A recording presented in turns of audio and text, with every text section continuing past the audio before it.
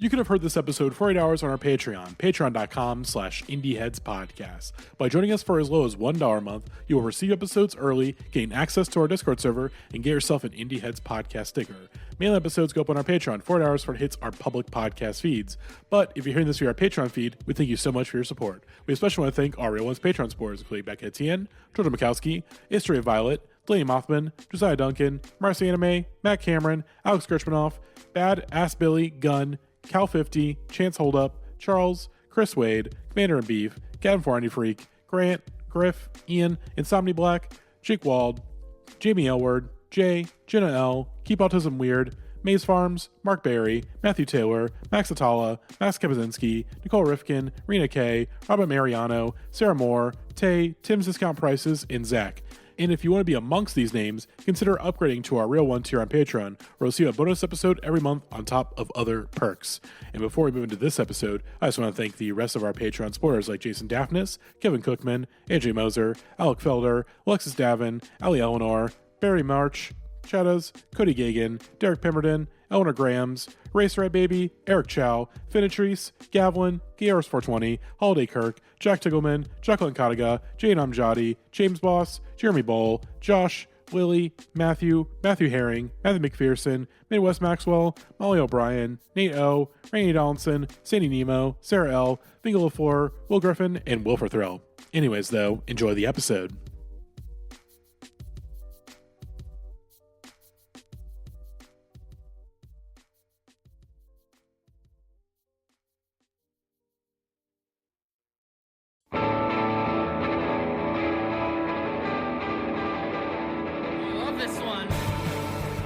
Hello, everybody, and welcome back to a special edition of the Indieheads podcast. I am your host this evening, or morning, or whenever the fuck you're listening to this. It's Matty Monroe. I'm your host.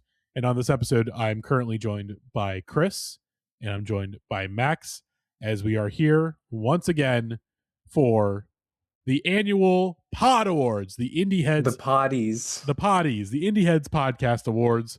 Our yearly award show where we give out some awards to the various events and songs and guys and things of that nature that we have talked about over the last year. Some on the serious end, you know, we gotta cash in our indie card every now and again. Be like, hey guys, we are an indie music podcast every now and again.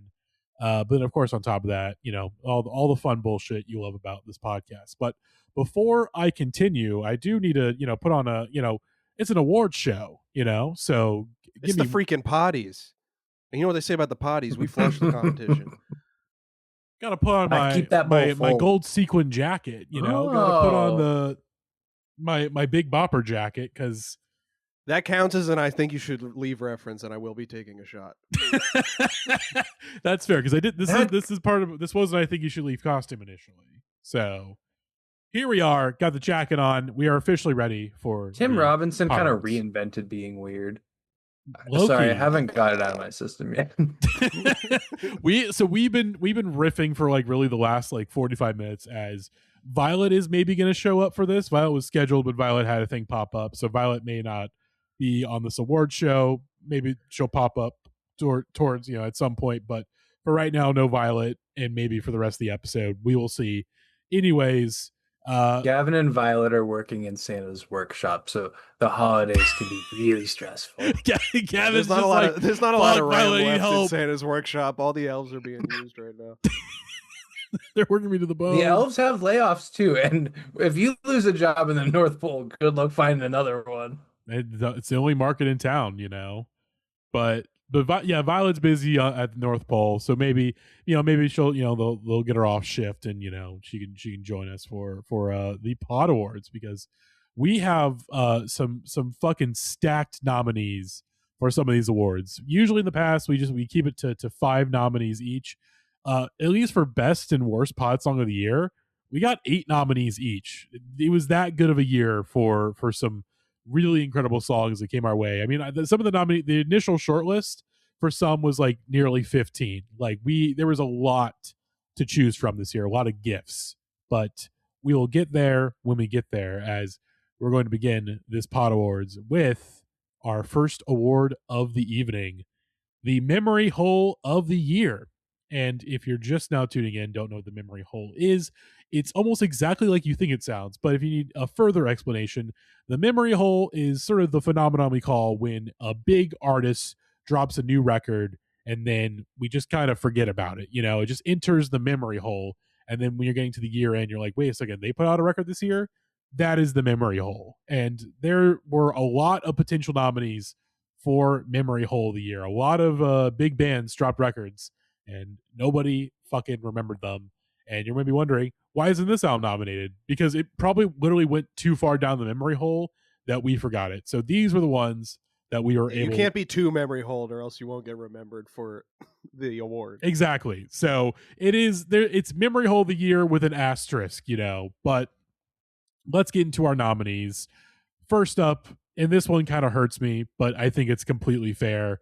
Car Seat Headrest, The Scholars, the first Car Seat Headrest album in over 5 years, and swiftly forgotten because it was not very good. I can go through my journey with this record because, of course, I am a big fan of the 2020 Car Seat Headrest record, Making a Door Less Open. I'm definitely very alone in that opinion when it comes to the people that are within the Indieheads podcast sphere, whether that's cast members, friends of the pod, and just people that are in our Discord and our fans. But I accept that. I'm okay with that. I've made my peace with that. I've made my case for Making a Door Less Open. If you don't, if you read the case and it doesn't move you, that's fine. It's totally fair.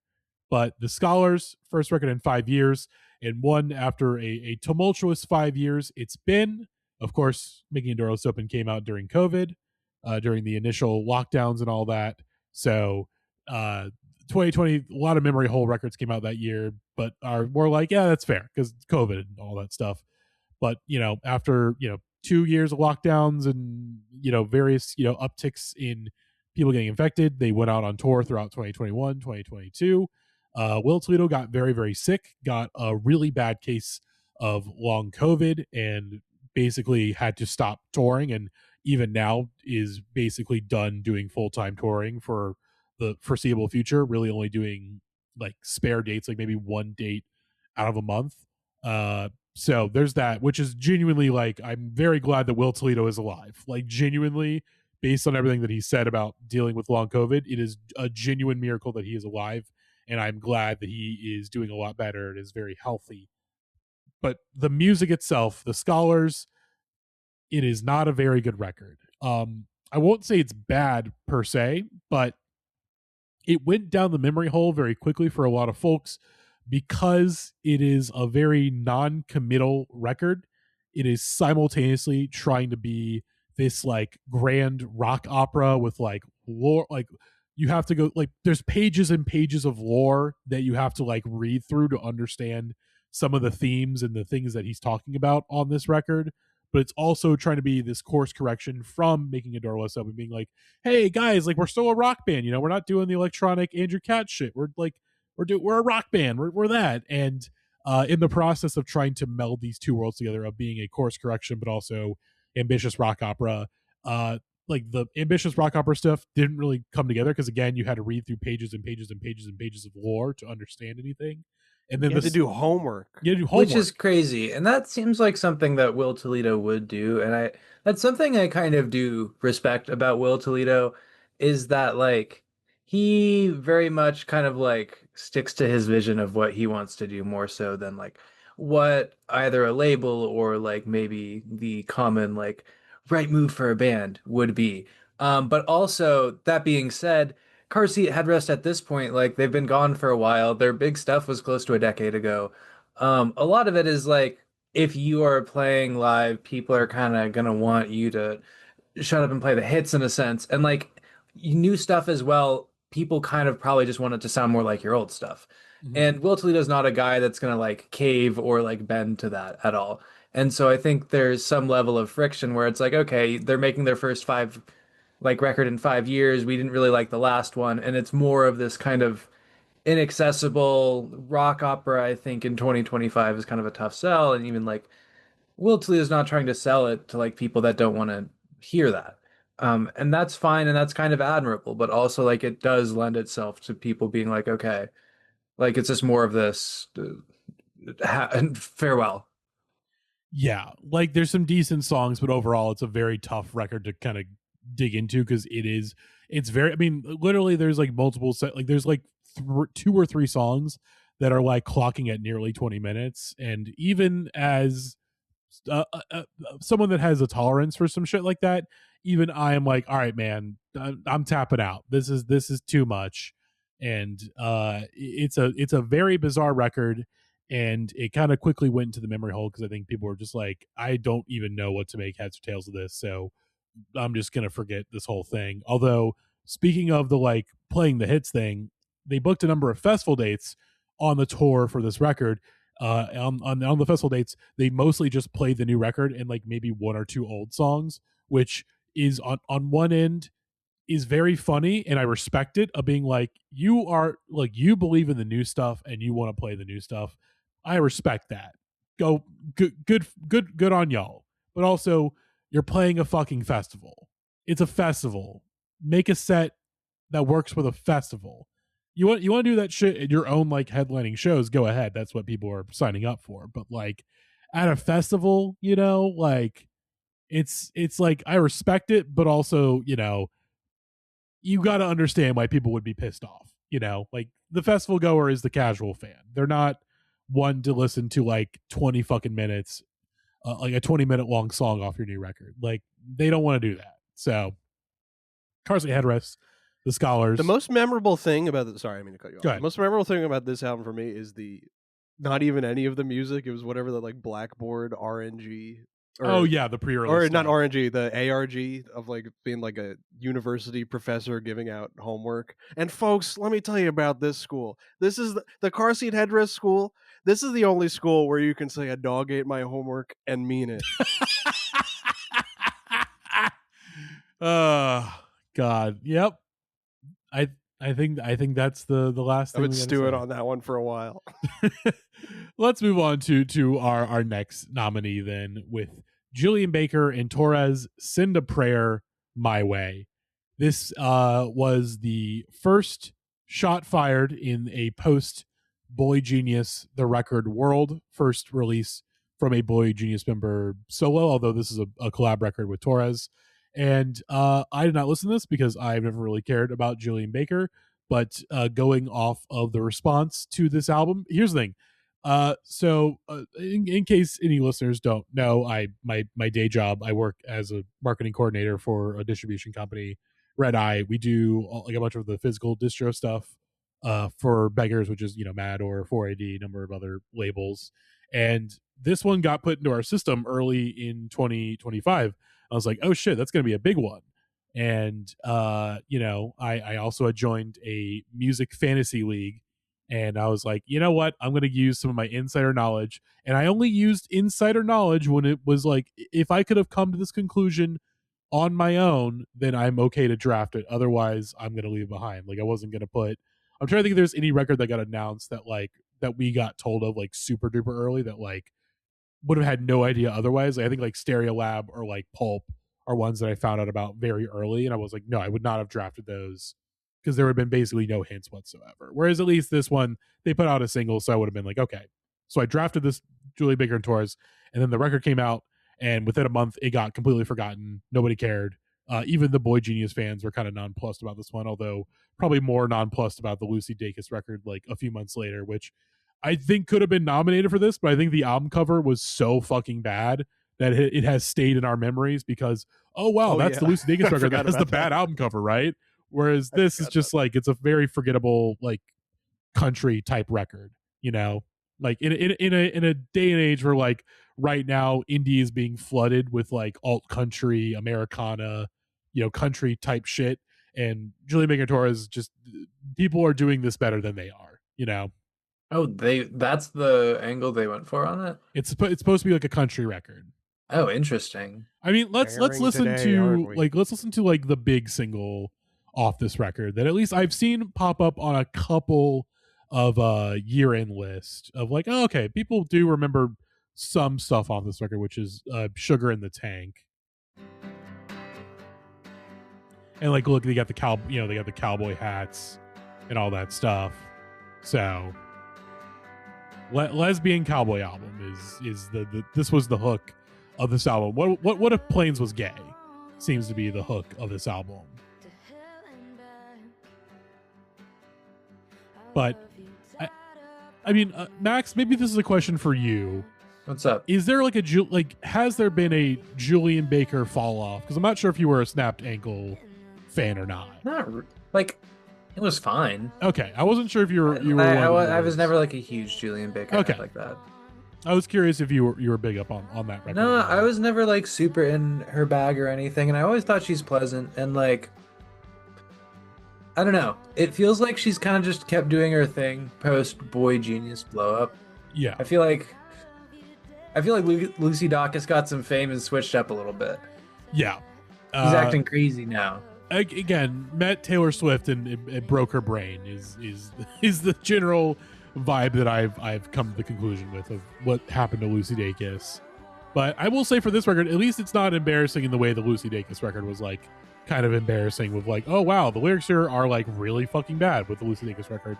Oh, this album cover is terrible. Oh, okay, I guess this is just what it is now. This is not embarrassing, but it was very, very forgetful. Very much left the minds of many an indie fan pretty quickly after release. And so it ends up. Yeah, I mean, I enjoyed the little snippet I heard there. I don't know if I'm going to like go seek it out myself, but and like I can see how that kind of gets memory hold. I don't think that's like what people are going to Julian Baker for, but like it's pleasant. Yeah. It is very much just like a respectable, it's a record that again, I had bigger expectations of, not as a fan, but more just like thinking like, oh, this is going to do like gangbusters with like music critics and stuff. And then just like, it really didn't. It seems like the Boy Genius, it seems like the overexposure that Boy Genius had, like that's having some rumbling effects. And it makes sense why Phoebe has taken especially long to come out with a follow-up. It's like, Phoebe, take your time. You don't got to follow up that record so soon. You're like, let people miss you a little bit longer. But yeah, that is our second nominee, Julian Baker and Torres, Send a Prayer My Way. On to nominee number 3 of Memory Hole of the Year, Squid with Cowards. And I will say that just because a record comes out early in the year, that does not always qualify it. It definitely doesn't help when a record is like really early in the year and then people forget about it over the course of the year. The recency bias really wears off. But this is one of the ones that when I put it up for nominees, and of course we were debating it within like the cast and friends of the pod, a number of folks are like, wait, they put out a record this year? Like what? So this one definitely was the one that was probably forgot. I'm not going to say this, we're not going to reveal winners, of course, but this is one that was definitely one of the most forgotten of like, wait, they dropped this year? And understandable. So obviously early in the year, but on top of that, the record was okay. They have, as a band, they had a very strong debut, or at least a very memorable debut that really lingered a little bit within people within the podcast. And then slowly as new records have come out, they've like whatever defenders and fans they've had have really dropped off over time. And I listened to this album when it came out. I thought it was fine, but like I never had any desire to go back to it because Squid was never like my favorite of like the windmill post-punk bands. And this record just kind of left a lot to be desired. It's like, okay, I guess it's not as bad as the last record, but also like it's not really what I want, like what I liked about you guys in the first place. It's a very odd record, and I got not much more to say. I presume none of you have anything to say about Squid Cowards. No, nope. I don't listen to music. Yeah. This one's good. Guys, these first 2 nominees are going to be carried by me. So please bear with me with the serious categories. Let's do the nominee number 4 then. The new Mac DeMarco album, Guitar, which this one hurts a little bit because here's the thing.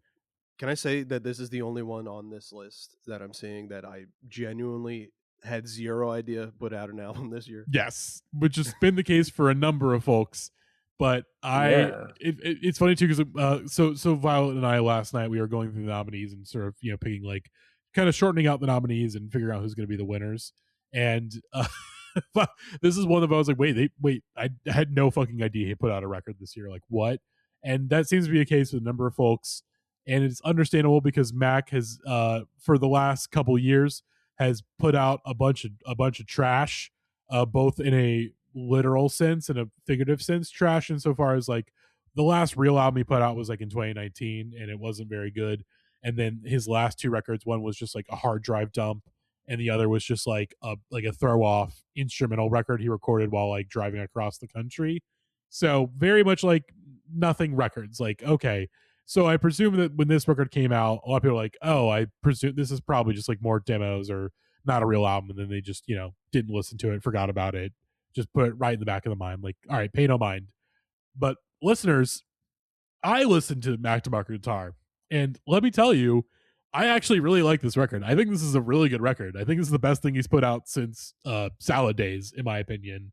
I think this is a very good record. I put out a low effort review, but the general gist of the low effort review was, yes, this is a real album. Yes, it is. It's a real album with a catch insofar as that it was recorded very quickly after he scrapped a whole other record. It's very like minimalistic, kind of bare bones, not demos, but like somewhere between demos and like fully recorded songs. So very kind of like bedroomy setup, but I like it quite a bit. I think it's got some very strong songwriting, some really catchy tunes. It's nice to hear Mac trying again after, you know, not really trying since like 2017 was like the last record I could think of where I'm like, oh, he like tried on that album. It's nice to hear him like actually writing songs properly again. But completely understandable that it left the memory hole, because this one like has not shown up on a single year-end list. Like, I've seen the Scholars, I've seen Julian Baker and Torres, I've seen Squid. I have not seen Mac DeMarco Guitar on a single year-end list so far this year. Society has moved past Mac DeMarco. Exactly. Which I think is not entirely unfair. He definitely has not helped his case, but trust me, this is a good record. I think this one's worth a listen. Yeah, I mean, when I was in college, he was big, which maybe that's starting to show my age a little bit. But I guess related to that, I would put on like Passion Pit radio at work or something, and I asked the 22-year-old barista when the postal service was on, like, you know who this is? She's like, what the hell are you talking about? And like starting to feel my age in those kinds of conversations is starting to hurt a little bit. Like, oh, I guess like the postal service is kind of unk music at this point, and like that's scary, man. What does that say about me? I mean, it came out 20 years ago. That makes sense. It's old stuff. Yeah. But, and speaking of old stuff, we can get into The Weeknd. Yes. Our final nominee is The Weeknd's Hurry Up Tomorrow. And I think, what a bad year for The Weeknd. Yeah. I think in terms of the memory hole, this one, like, okay, first for a whole ass movie. He had a whole, like, here's the thing. So this record, like, one, it's got delayed a bunch of times. Like, I think it was supposed to come out like in 2024, and then it got delayed into like early 2025. So there's your first problem, very early in the year. Number two, it didn't really have any hits. Like, Dawn FM didn't really have that many hits either, but like it came out early in the year, but everyone's like, oh wow, this is like a good Weeknd record, and like people kept talking about it and listening to it throughout the year because it's like it was the strongest Weeknd album since like the trilogy. Whereas this record there's no real hits on it. It's super bloated, and then it is coming off of the tail end of a very bad year or so of terrible publicity for The Weeknd, because it's like before, so Dawn FM kind of a flop, but like not like a major flop, more just like that's a blank check record of like, okay, I gave the label a bunch of big hits, let me make a record for me, and it's a great record for me. Great record. I think Dawn FM's a very good record. But then of course after that we have The Idol, the disastrous HBO show that The Weeknd co-created with the guy from Euphoria, and it's a show that nobody liked, and everyone that it cost way too much money, and everyone quickly forgot about it after the controversy, because it was just like, let's just pretend that never happened. And so you have that going into this record, and then this album comes out, doesn't really do well. There's no real hits, probably sold fine. He's still touring off of After Hours essentially, so like that record's album cycle is still ongoing, so this kind of felt like, oh, I guess this is just like after hours, like B-sides or whatever. So people just put it in the Pain on Mine list just for that. And then he puts out the movie, and the movie is a giant bomb, and nobody likes it. He's The Weeknd is not a good actor. He should stop trying to act. He is terrible at it. The only thing I remember is the scene where he's like, "Shut up, shut the fuck up." He's telling Jenna Ortega to shut up. The only things I know about the movie are things that our friend David has told us about the movie, because he's one of the brave souls that saw it in theaters. And I remember one thing being like, yeah, there's a scene in the movie that's just like the Huey Lewis in the News scene from American Psycho, but it's Jenna Ortega talking about The Weeknd. And I was like, huh, That's rough. That's rough. And things were quickly forgotten. Although the tour for like this record and like the last two have done very well, but yeah, Weeknd, for essentially one of the biggest artists in the world to put out an album that nobody fucking remembers is crazy, and shows that the music industry is in a really great, awesome place right now. So, yeah. But any other extra thoughts on Hurry Up Tomorrow?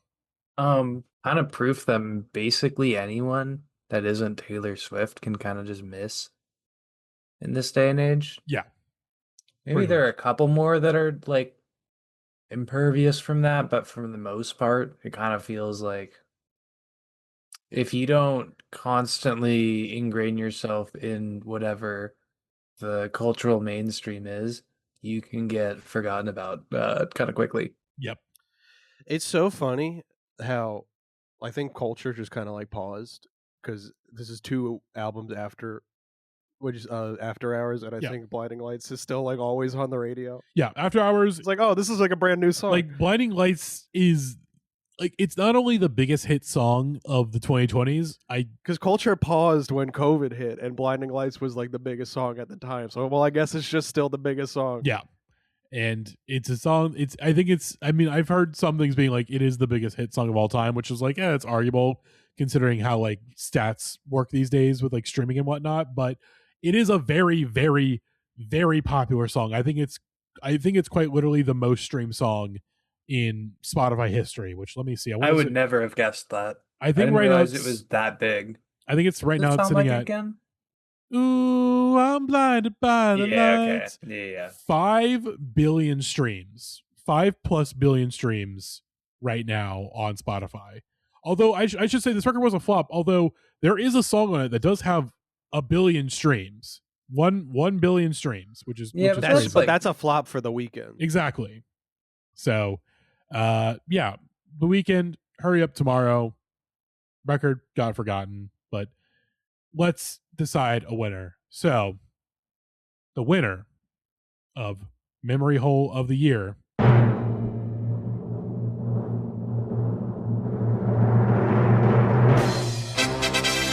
Arcade Fire with Pink Elephant. Our winner is Arcade Fire, Pink Elephant. That was so loud. It was so loud. It was really so loud. long. I didn't really test the sound effect before I played it. I just grabbed something off YouTube real quick. Our Memory Hole of the Year is Arcade Fire, Pink Elephant. A record that we forgot to nominate in the first place until someone mentioned it in the chat when we were figuring out the nominees for this. And we were like, that's the winner. There you go. We fucking forgot about it. That's the Memory Hole of the Year. One of the biggest indie bands of the 21st century put out a record this year and nobody fucking remembers it. Yeah. It ended a marriage. It ended a fucking marriage. It's the sequel to Funeral, a divorce. Yeah, now an elder millennial is more likely to say Barcade's Fire than Arcade Fire. That's correct. Like, they lost their place. And they're like, for good reason. But like, it is like, if it was good, I guess. I actually don't think that's true. I don't think nobody said it was stuff good anymore. Yeah, the new Neon Bible I don't even think like a good is Arcade Tradcast Fire for record streamers. would bring people back, really. You want to say that one more time, Chris? No, I was just talking over you. I was saying the new like Neon Bible is actually a Tradcast Twitch streamers. That's good. Christ. I like that. But Arcade Fire, Pink Elephant. I don't think there's much that needs to be said. It is you have this flop record in 2017, Everything Now, a record that the first miss that you make as a band. you spend way too long away, and things are already going down a little bit for Arcade Fire because Reflector was seen as kind of a step down from the suburbs, and then everything now was seen as a real giant step down. Probably, when we go back and go, what is their train record? It's probably likely to be Everything Now. Take a shot, Todd in the Shadows. They put out an attempted comeback record in 2022. That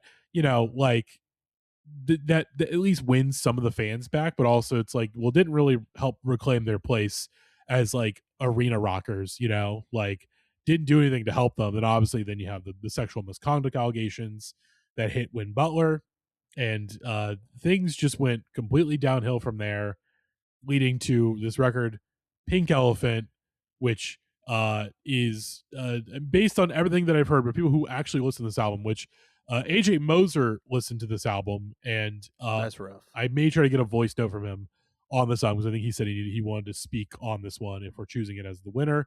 So if AJ sent a voice note, it's going to be played right now. And if he didn't, well, there we go.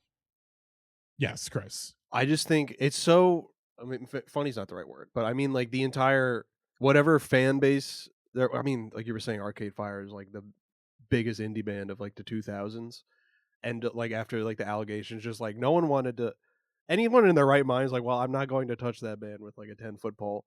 And it's funny, even like the diehards are like, I'm still sticking with it, like the music is important to me. This is like whatever happens, at least I have the music. I got the clouds tattooed on my thigh. Exactly. They got nothing. They got the fucking quill tattooed on my ass. But they even those people are not coming out of the woodwork saying like, well, actually, it's kind of like a misunderstood masterpiece. Yeah, even the fans are like, this record kind of sucks. Like, although of course, as people know, I moderate Indieheads, and we put Arcade Fire on like a ban list of just like, hey, we're just not allowing posts about this band. Like, don't feel comfortable giving them a platform. Don't feel comfortable like letting these fucking shit show threads pop up, like even beyond the deplatforming. Someone get the memo to Lorne Michaels.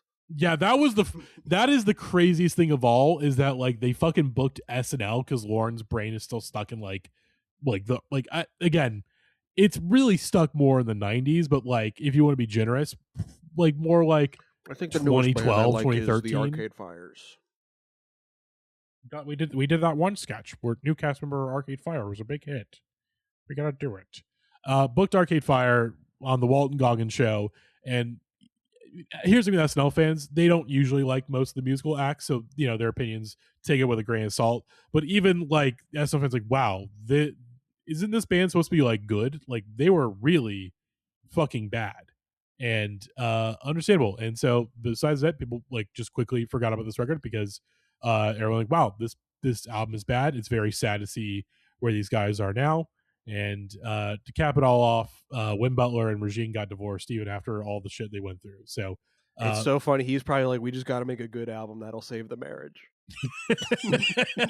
And it didn't work, buddy. And we wish all the best to Win Butler and Regine and everyone in Arcade Fire and everyone contractually obligated to be in Arcade Fire. So. And every single guy in Brooklyn who has a hurdy-gurdy, What's a hurdy-gurdy? You know what have you heard of is? Arcade Fire? No. Hold on, let me find hurdy-gurdy real quick. You'll hear it and you go, oh, okay, hold on. While we're here, what's the duff? Like the move from the Whip and Nene?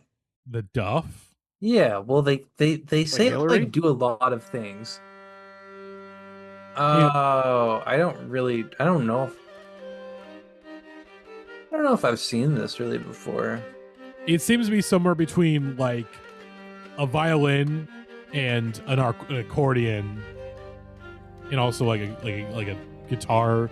It's a very weird instrument, but this is the hurdy-gurdy, Max. Did you know people that were obsessed with medieval times growing up? Not the restaurant, like the era. Okay, for sure. It's definitely like certain kids, they read up on that and they go, oh, this is my thing now. So yeah, but I know, anyways, that's like World War II guys, but for like 13-year-olds.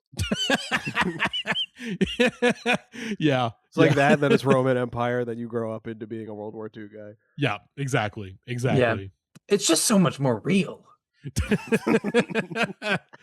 But there we go. Memory Hole of the Year, Arcade Fire, Pink Elephant. Congratulations. Is Merlin like this, like the second Santa? Elaborate on that. Like, first you learn that Santa's not real, but then you hear about Merlin, and you're like, there could still be wizards, right? I'm pretty sure he's real. I remember Brockhampton Summer. But yeah, I don't know. You think children are like I they learn about Santa, and then a few years later it's like, well, at least like Merlin's real, right? No, not Merlin. But like, I feel like I held on to the Tooth Fairy for a little bit longer because my parents still kept managing to sneak the money in, and I was like, logically, like, this doesn't make the most sense. But like, I'm just working with the evidence in front of me. I lose my teeth, and the checks keep coming. Did you get written a check? Well, no, like the proverbial check, the checks in form of cash. Do you think that Merlin is on the same like level of like fictional characters like now Santa the Tooth Fairy just gives me an in-app purchase. What were you saying about Merlin? It doesn't matter, I don't think. All right, let's move on. Let's move on to our next award. Let's move into this is kind of our own round table, you know. Oh God. All right. Indieheads podcast freshman of the year. We'll keep this one relatively short. This is a serious one. Highlight some of the new artists and breakthrough names that were on the front of our minds. And by our minds, I mean the people on this podcast that still listen to new music. So Chris and Max, y'all can take a break. I'm familiar with all the names from seeing people who do listen to music talking about them. All right, we'll see if we're able to tap in. So let's get into our first nominee. We have Yahweh Nailgun is our first nominee. Put out their debut album this year, 45 Pounds. Not to spoil too much about our upcoming album of the year episode, but it is my personal album of the year. So, you want to figure out where things might end up. There is a potential poll, although notably in previous years of the Indieheads podcast, my album of the year has not even sniffed our top 10. So it's entirely possible this misses too, but we will see. But this is a band that took their sweet time to grow on me. I heard about them a couple years ago from my friend Tatiana, who currently is the editor-in-chief of Antics Magazine, which if you pick up the upcoming issue, their album of the year issue, I have a blurb about Yahweh Nailgun in their little thing. So if you want to read some of my writing on this band, you can pick up Antics Magazine online or in various stores in the New York area on top of other places. So, there'll be probably a list of stores you can purchase the magazine from. Again, I'm very, very excited to pick it up and read more about, some of the album of the year and all these things in Antics Magazine. But took their sweet time to grow on me. It wasn't until I saw them live back in the spring that I was like, oh, I get it now. Because their frontman has a very bizarre voice. And it's just like, I really like what's going on musically here. Like, I love, the soundscapes, but this guy's voice is just like, it's really keeping me away. And then you see how he performs live, the way that he contorts his body and just like fully gives into some weird primal instinct while on stage. You go, oh, that's why he sounds like that. And then the band like fully clicked with me. I was like, okay, I get it now. I love this band. And this is just an excellent record. Wrote about it also for the Indieheads album of the year thing. I love this record quite a bit. It's just such a unique sounding record. There's certain touch points you can pull from this band, like obviously Death Grips, some more recent acts like Lip Critic or Model Actress, but really I've not really heard a band sound like this. I think you maybe have to go back to like the no wave stuff in the 80s to get anything anywhere close. There's definitely nothing contemporary that like really sounds like Yahweh Nailgun. And so they're fucking great. I love them. That is our first nominee for Indieheads podcast, Freshman of the Year. Moving on to nominee number 2, Greg Freeman, who put out his second album this year, Burnout. I was gonna say Burnout, but I believe it is Burn Over. I found out about Greg back in 2022, which is it's arguable to put him on here because it's like, well, I knew about him back in 2022, but 2025 definitely a very big breakthrough year for him with this second record. Signed to a bigger label. It wasn't just sort of a Bandcamp oddity. Kind of became a from Bandcamp oddity to known quantity. So put that in the paper. You can steal that from me. But I've loved Greg for the last couple of years, and I was hotly anticipating this new record from him, and it is fucking great. I'm not sure if I like it as much as I looked out, but Burn Over is very, very good. It's just a very fun, ramshackle, kind of alt country folk rock record. If you like the early Neil Young stuff, you're especially going to really like Greg. It probably leans more on the Neil Young stuff than like the more like Modest Mouse influence on that first record. But that's not a bad thing. I think Greg is excellent. He's fucking great live. Go see him if you have a chance to. He's doing some touring at the beginning of the year. I'm going to be seeing him in January. Very, very excited to see him again. And especially if you're a fan of like all the alt country stuff going on right now, your Waxahachie's, MJ Linderman, Wednesday. Definitely listen to Greg Freeman. The record's great. Highly recommend checking it out. And Greg is also a very nice dude. So they have that as a bonus. Any thoughts from the panel here? It sounds like it'd be up my alley. I'll have to give it a shot. It's not one of the ones I got to. I also listened to it. I was like, this sounds like it's up Max's alley. I was say, yeah, Max, you again. I am curious on your thoughts, but I think you'll really like it. So there we go, Greg Freeman. Moving into our third nominee, Max. You listened to this one very recently, so we can. Yeah, I really like this one. Yeah, Jelly Haha. Jelly Haha put out her. Jelly Haha. It is. I found out today it's pronounced Jelly Haha, not Gelly, but Jelly. It's like a GIF situation. Jelly Haha. Sufjan. Mm-hmm. But put out her debut album under the Jelly Haha name back in the summer, Switcheroo, which was I think one of the biggest like word of mouth releases of the year, because I kept again, I remember, because this is another Red Eye title, so there's your transparency. Red Eye helped distribute this title this year, and so I found out about Jelly Haha through that, being like, oh, this is just like a thing that's coming out through work, and then deciding to check out the record when it came out. Hadn't really listened to any of the singles, and I listened to it. I was like, whoa, this is a really fun pop album. And immediately I was like, for me, I was like, this is kind of what I want Magdalena Bay to sound like. I was thinking the same thing today. I was like, huh, this is kind of like I think I said in the new music chat, they're kind of like Jack and Mag Bay's swag a bit. And it's like, it has a bit of bounce in a way that not a lot of like the synth pop wave of like the last 5 years really has. I feel like it kind of like Grace Ives' most recent record is something that's like a reasonable touch point to me in terms of kind of having a consistent energy throughout it that, I don't know, it doesn't feel like it ever gets like too complicated or anything.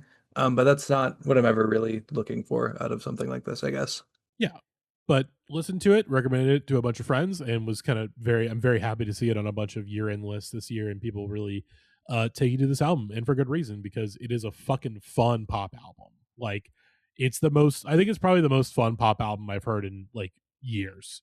In a time where I think pop music has gotten pretty self-serious, it is nice to hear just like a pop record that's just like its main goal above all else is just of having a really fun time. Like, not a lot of self-serious bullshit, just like good ass songs that are a lot of fun, very catchy, really stick with you. And then you have a little some little bits of experimentation in here. You have some stuff that's like a little off the beaten path. I think the most obvious one is Piss Artist, the like interlude track that has like this like kind of bizarre instrumental and then like spoken word of this girl telling a story about everyone getting their tits out at a party and someone pissing into a jar. It's like, yep, it's like, here's a nice little like, hey, take a little breather, hear this very bizarre LA ass story, and then we'll get right back into the record. But I love this thing. I'm very glad that you're on top of this record too, Max, because yeah, Chris, you also said you are a fan of this record. It's fun. I don't think I was as hot on it as it's very popular in the Indieheads Discord. Yes. And I didn't love it as much as everyone else, but I did really like it. It's very fun. Yeah. And again, nice to have. I played at work a lot. That's kind of how I actually played it at work a fair bit. I was just like, let me try this out, see what's going on. before like listening to the album, and I threw it on. I was like, oh, this provides like a very nice vibe for like our lunch at work. And then I like kept playing it, and I was like, oh, I should probably just go check this out in full. And I really enjoyed kind of getting to listen to it in like an unadulterated format, get back into the album of it all. Um, but yeah, I'm looking forward to seeing kind of what they do next because it's a really good time. Um, and sometimes I don't know, not trying to get too complicated. It helps the whole process out. Yeah. But not to steal a thought from our friends on the Endless Scroll podcast, I was listening to their most recent episode on Discoveries, and Grace, of course, our very good friend Grace, shouted out Jelly Haha on that episode and said a thought that I completely agree with. I would love to see Jelly Haha live. I've seen some of the footage. Seems like a very, very fun live show. Hopefully, she does some more proper touring in the new year because I would absolutely love to see her because it seems like it'd be a fucking blast of a show. So there we go. Jelly Haha, nominee number 3. Nominee number 4, I will probably have to get a voice note for this one. Anastasia. I did actually listen to this record, so I can say a little bit about it. I wasn't the hottest on it, but I understood its appeal pretty immediately. If you were a fan of the Kara Jackson record from a couple years ago, this record's going to be right up your alley. Very, very good, devastating sort of folk music. I'm trying to remember what if she's a part of like that sort of like greater Chicago scene. Okay, from LA, so not Chicago, but seems to be very in line with like your Kara Jacksons and sort of this like new wave of young folk artists that have been popping up, especially black folk artists have been popping up in the last couple of years. But I did when I did some catching up this year. I listened to this. I liked it. I need to go back and revisit it because again, it did kind of immediately strike me, and I was like if a record comes out and I immediately have to like hit the Discord to be like, hey, if you've not heard this yet, like go listen to this. Definitely does means, even if it doesn't mean something to me per se, I think definitely has to speak to the overall being like, hey, I gotta tell people about this record. So I will get a voice note for whoever nominated them, and we don't get a voice note. Well, sorry that I did not do justice to Anastasia, but listen to I believe it's her debut record that came out this year. Let me get the name of it. Tether. I believe it is her debut album. So go listen to Tether, Anastasia. Good record. I liked it. But moving in to nominee number 5, we have Lifeguard, and I can speak on this one. Lifeguard put out their debut album on Mad Or this year, Ripped and Torn, and it is a top 10 record for me. I fucking love this record. These are and when we talk about like freshmen, these are truly freshmen. Like all of these boys, when they made this record, none of them were 21 yet when they made this album, and yet when you listen to it, it does not feel like a record made by 21-year-olds. It feels, or not 21-year-olds, or like 20-year-olds of today. It feels like it's a record that was made by like 20-year-olds of like the late 70s, early 80s, like the early like post-punk no wave type stuff. But despite sounding like a record that feels very ancient in terms of its sound, I think in its approach and in the songwriting it feels very modern and very forward thinking, of just like sticking in like as many hooks as they can into these songs, having an old sound but very modern instincts about what like just sort of a just general pop music instincts that I think are more pronounced on Sharp Pins, which is Kai Slater of this band's solo project, which I think has gotten a lot more acclaim than Lifeguard, which I disagree with, because I mean I like Sharp Pins, I like Lifeguard a hell of a lot more, but mainly just because like I think this type of like sort of post-punk no wave is more appealing to me at this point than like sort of like Guided by Voices flowery power pop. Like this is where my headspace is at more nowadays of like what I like in music. But I think this record's fucking great. It's just a very fun record, doesn't let its fucking foot off the gas for a single second. Just fun, blistering, like just totally well paced, absolute fucking blast of a record. And very good live. Saw them live earlier this year, and the fact that like they were very good live, but even I'm like, yeah, like once they actually like really start to like once they keep playing more often, because they've been a band since they were like freshmen in high school. So it's like, hey, like once they actually like put some fucking reps in the road and like get some more records out there and really like develop, like they already have great chemistry as a band. Like I can't wait to see it develop as they get older and like really lock in, because I think this band, there's so much upside to this band if like this is what they're putting out this young.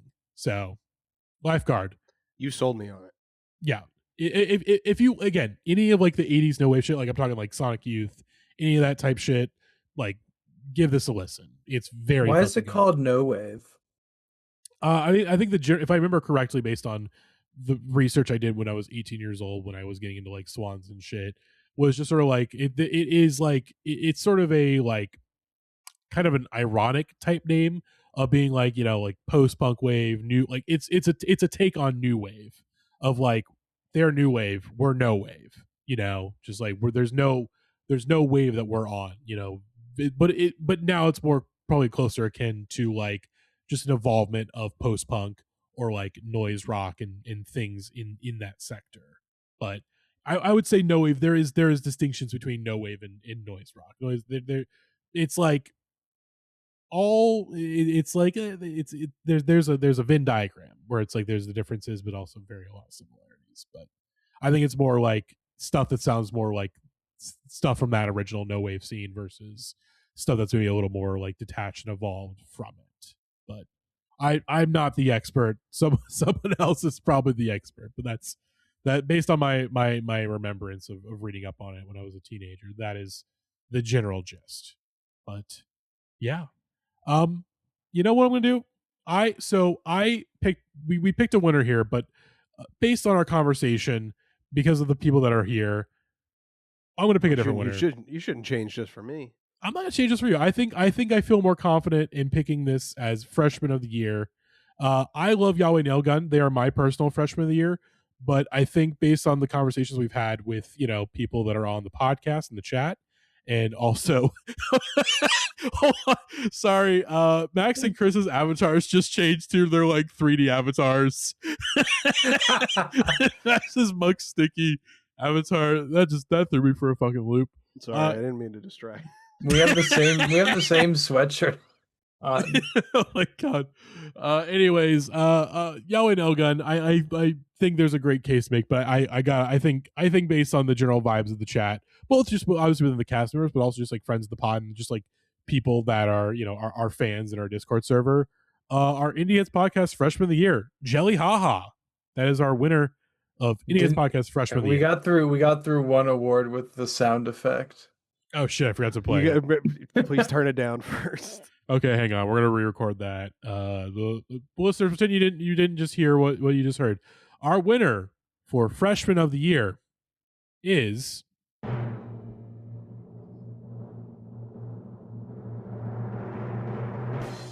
Jelly Haha. There we go. Jelly Haha with the record Switcheroo, debut record, one of the best debut albums of 2025. The most fun pop album I've heard in quite some time. And again, ours that has a lot of upside and a lot of appeal, and someone that I feel like I feel especially proud of being somewhat on the ground floor of, even if it is because of my job. But you know, we find our paths to these things in our own unique ways. And honestly, everyone's kind of a winner. Exactly. In the world of music. Again, with music and songs. You can't go wrong. Exactly. I like that we have so many idioms. Oh god, we just and speaking of idioms, well, let's get into these are the words you're really here for, folks. You're really here for guy of the year. Guy of the year. Guy of the year. Now Max and Chris can be way more I just keep looking at Max's background. I keep laughing. So Chris's background is reverted back to the Paul Stanley. Yeah, it's Paul Stanley. Paul Stanley. Sorry, there's so many Kiss members.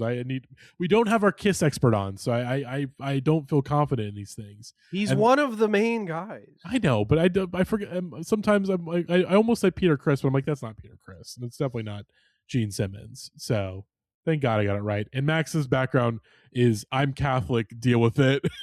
Yeah, I don't remember what episode that was for. Was it the Vacation Bible School episode? Probably. That sounds about right. Yeah. I grew up Catholic, and like I didn't realize, because I feel like I Same. didn't grow up in an intense Catholic vibe. I didn't realize Catholics were like that No, until I I grew was up in like a low-key 18. Catholic vibe. Yeah, yeah, exactly. Like my parents and I were not committed to it at all. I think I've definitely talked about have I told you about my pastor? I have no Chris? idea. You've told me about a lot of things in your life. It's hard to keep track. Yeah, so I went to like church growing up. We went to a Catholic church. Um, but then when I was 7, my pastor went to rehab for drug and alcohol abuse. Um, and the new pastor took, like, the old pastor would take 45 minutes for the sermon, and then we'd get our maple bars and go to grandma's after. But the new one took like a whole hour, and we were like, it's not, this extra 15 minutes is not worth it. This is very similar to my family's Catholicism journey, in that we were also raised Catholic. I went to Catholic church on Sunday, and I didn't go to Catholic school, but there was a Catholic school near us. And then people who went to the public school, there was like a religion class you would go to after school, like once a week. And then at one point, me and my brothers all played football, and then the football practice was on the same day as religion class. So they just took us out of that so we could play football, and then we stopped going to church. I mean, football is a religion to many people. So That's true. but That's honestly, that's beautiful. That's a beautiful thing to say. yes. And speaking of beautiful, our first nominee for Guy of the Year, Muck Sticky, which we will Max, can you do a little Muck Sticky for us real quick? Wow, I'm a pot smoking hippie. My name's Muck Sticky. Some call me Mervis Thrifty. Come and get high with me. Here, kitty, feeling kind of Yeah, frisky. I'm just Big yelling fat into the bag microphone. of weed, and you can frisbee. Kiss me on the pecker, twist the hootie mac. You can borrow my ladder, but bring it right back. This party is jumping. Wear top thumping. You can call me chumble one, because knock down, get up again. Here, light this up again. And baby, then you and me, we can get so high. Fuck, how do you remember? I flubbed it a little bit. Oh yeah, no, pot smoking's an awesome song. But let's not blow our load on pot smoking, because we may be talking about it a little bit later up. But Muck Sticky, I think here's the thing: we hyped up Muck Sticky so big on this podcast, because this episode we did on him that came out on 420 this year was planned months in advance. It was like I had not seen a hysteria for for an upcoming episode, or just like an upcoming guy to discuss. I think the last time there was a hysteria around that was like Steam, when we were on 90s Rock #1s, of just this like months long hysteria for us to discuss. You're this. welcome, by the way. I mean, Steam is fucking, we love Steam. I know, but listen, there was a lot of listen.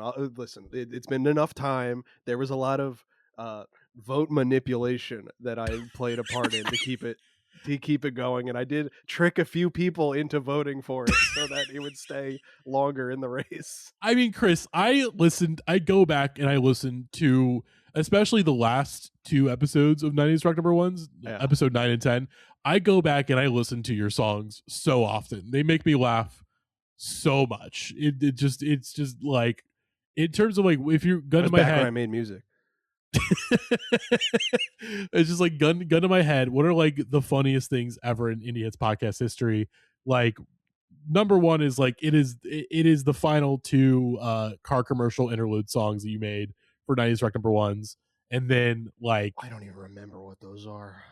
There's the Imagine one. That's the one. That's Imagine There's No Peter, and then of course Peter Not in the Ocean. Peter Not in the Ocean, which that one is underrated. I think that one is fucking excellent in terms of again, that episode we were trying to really torture AJ Moser and everything backfired. Everything backfired. Everything really backfired. It was crazy. Anyways, and then I think the other one is funny. Just like one that's a happy memory is me saying butt rock was the last time anyone was happy, and Alex just having a 15-minute long breakdown over that phrase.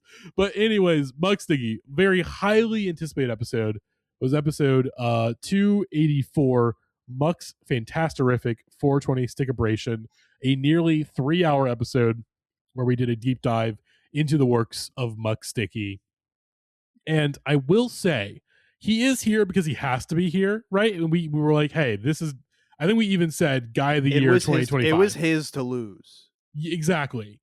And I will say, he's not stuck around as much as we thought he would. After that episode, it feels like we excised him. You know what I think caused all this? And before we were recording, I was saying stuff like that. I think there might have been an oversaturation of Muck. I think it was watching his movie. That kind of ruined it for me. That was I forgot about the movie. Gavin watched it 3 times. What was the movie again? He watched it 3 times in 24 hours, I think, or 48 hours. Dig that Zebo Newton. Oh yeah, dig that Zebo Newton. Yeah, it was so confoundingly like poorly written. I'm sorry, Muck, but there's just like so many moments where it feels like, well, this is like obviously what you would do if you were just like writing a movie for the first time, and then he just says like, well, what if I just make it terrible instead? Yeah, there's just a real lack of lots of stuff across the board in that movie, and that's okay. Like, he's doing his thing. Mm-hmm. He's making a movie, but also like it was not very good. And the second movie that he named after a John Prine song kind of got lost in production hell, which you hate to see. Mm-hmm. But before the episode, I was like, my other theory of just like, I think we did too much Muck at once.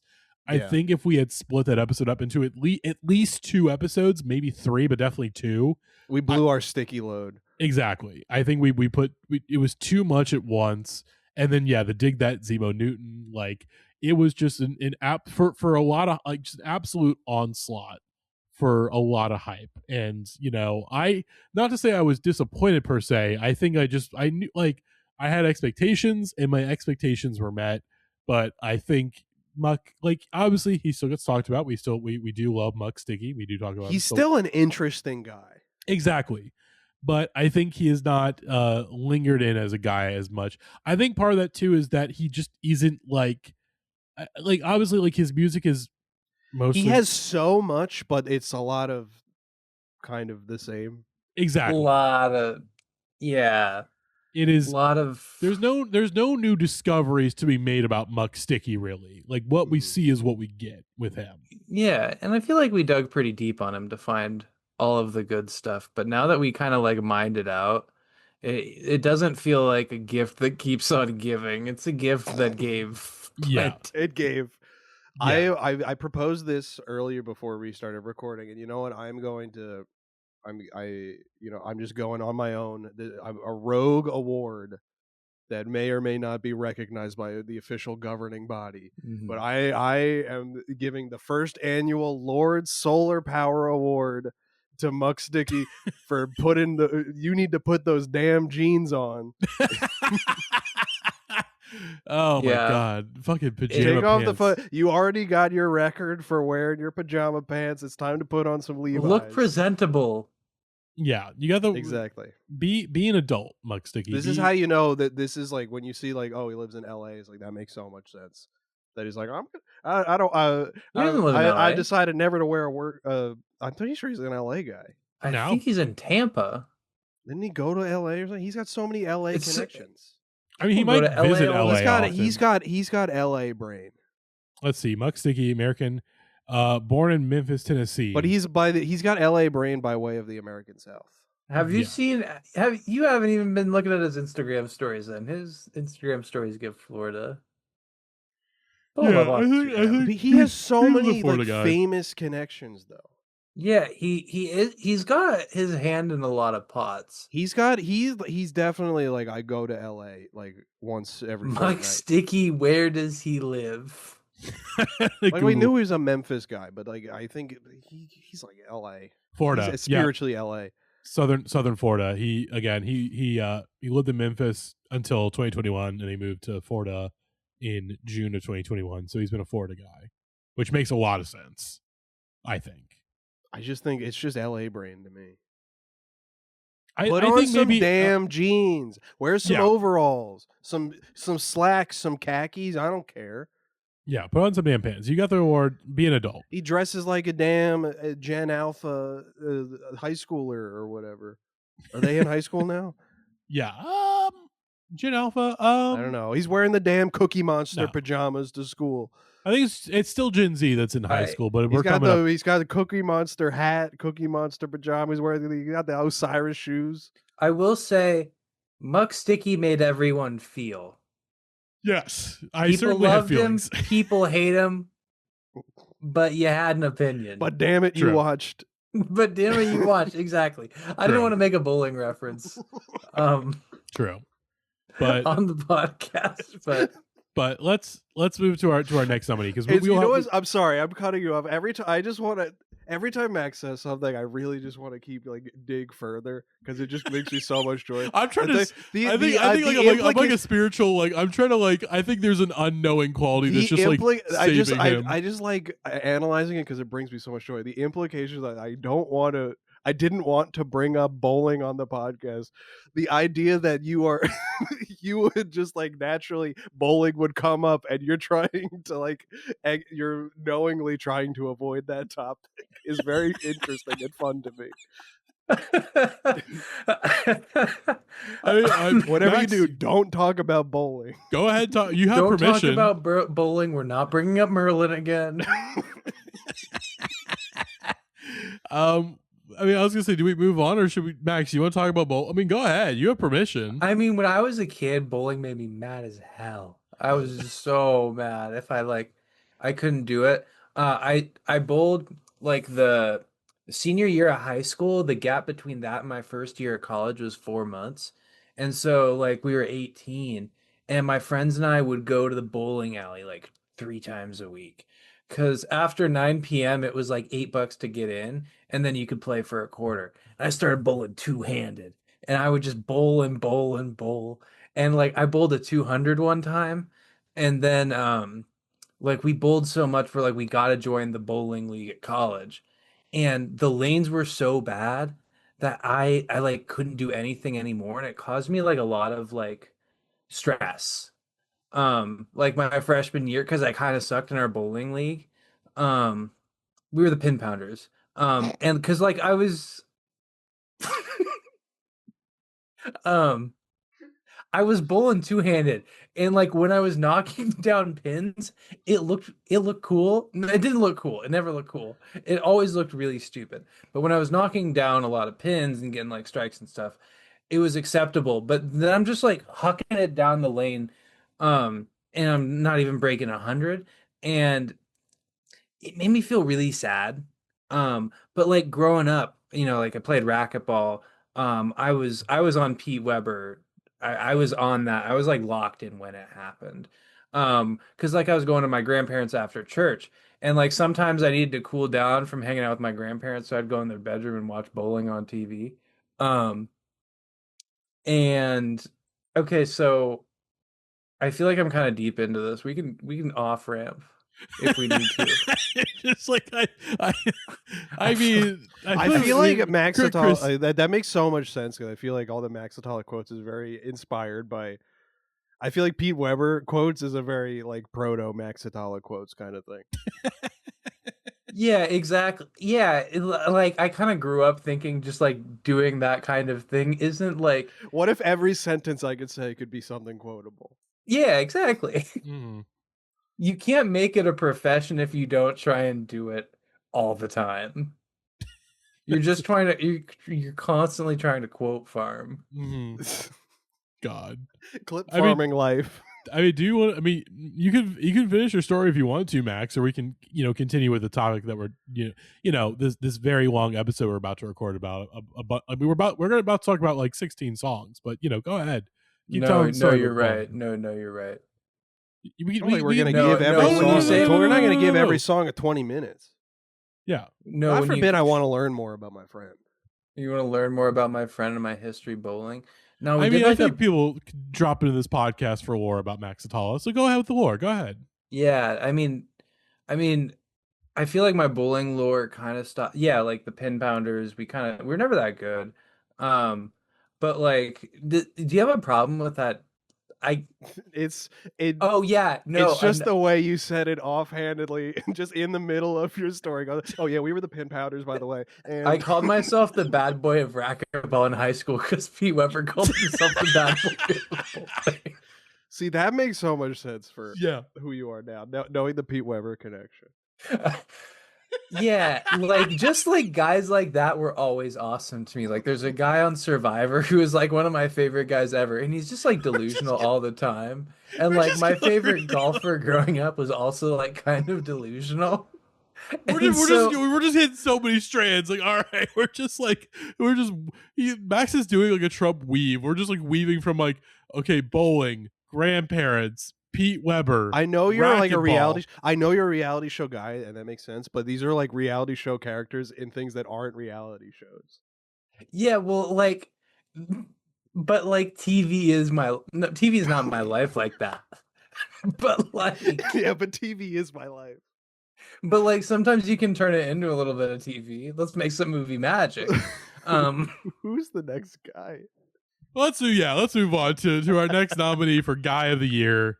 Trade Martin, of course, whose beautiful song "Precious Christmas Puppy" has been a favorite of ours for at least 2 years now. We'll get and into you it gotta separate the art from the artist when you're talking about "Precious Christmas Puppy." Yes, we'll get more to PCP later on in this episode, but Trade Martin, obviously, we had known some things about him. We had known that he was kind of a right wing guy. But it wasn't until a very recent episode, I think our most recent episode, The Nightmare Before Christmas Volume 2, where we discovered, oh my fucking God, this guy has a fucking gold mine of songs that we could talk about. This guy is actually insane. Exactly. Like so many fucking singles. He could be a Guy of the Year next year, maybe. Like there could be a lot under the hood. Like he could get nominated next year. It's entirely possible.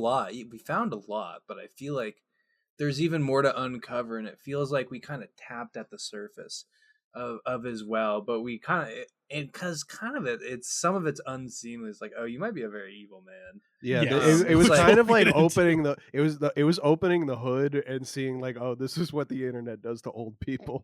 Yes, yes. But I mean, the fact that he put out a fucking song about the day the music died and we didn't know about it is like, Jesus, like what gold is hiding underground that we are not aware of? How many songs did we skip over when we were going through all of his singles that are potential gold for us? There was just so many. I don't think there was time to focus. It was the end of the episode. We literally could not, even if we wanted to. Like we had to end the episode. But Trey Martin, Guy of the Year, mainly for PCP, but also for the untapped gold that we are working with him. But we will not say too much because we will talk about Trade a little more on in this episode as we move to our next Guy of the Year nominee, Micah Slidatra. I will say, me and Violet, we talked about this, and I think we talked about this before the episode. Kind of slim pickings for Guy of the Year this year. Yeah, how much of a guy was this guy? I think the thing is like that he should be a B-League Guy of the Year. We didn't really do a lot of like guy centric episodes here. Obviously, we had series like Pod Hero and 50s number ones, so there wasn't like that many guys we could tap into just from like having those two series back to back. But I think even on top of that, there was just a number of episodes where it wasn't really about guys. It was just sort of like ideas and scenes, and it was just an overall smattering of stuff. But Micah Slidatra is someone that, of course, has been discussed many a time in our Discord. And of course, really funny bit, really, really good. The double slide. It's just this is one of those every time ones. Yeah, it's a lot of fun. Let's check out Michael. It's the tried and true thing of inventing something and then telling everyone it's a real thing that Well, everyone that's like knows how I about. live my life. Kinda. Yeah. I eat wet sushi. It's very good. People do it. Let's.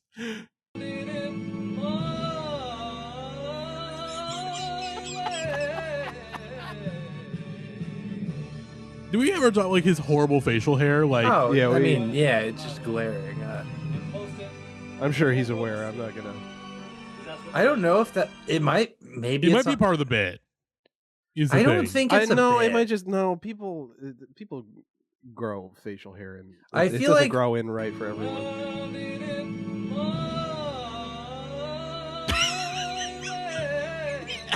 Never talk about another man's hair. That's always this is his old their most account. sensitive I thing. think.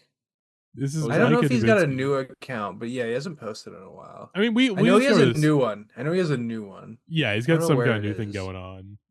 But like, I don't think he's ever gotten motion off this one.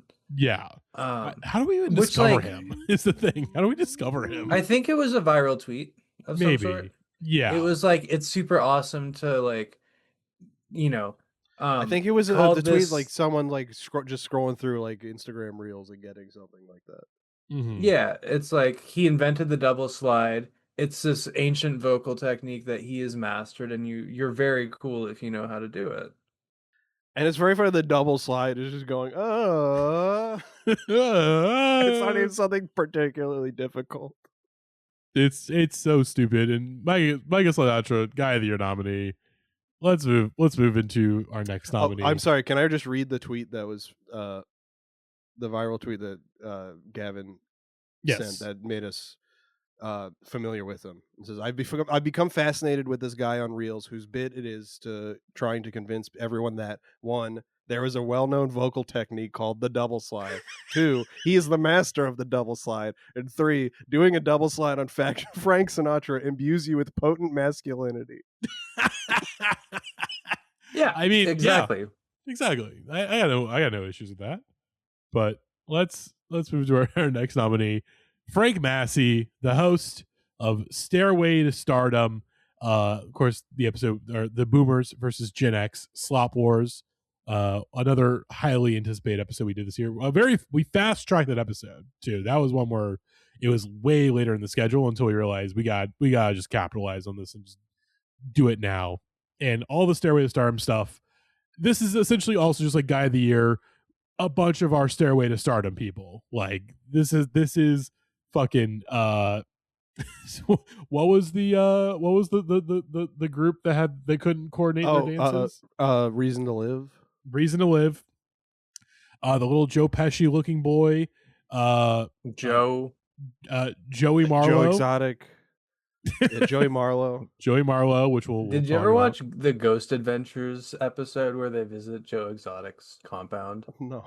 It's like the worst episode of TV I've ever seen. You know what? I can't say I've seen it. Yeah. But we must have missed that one.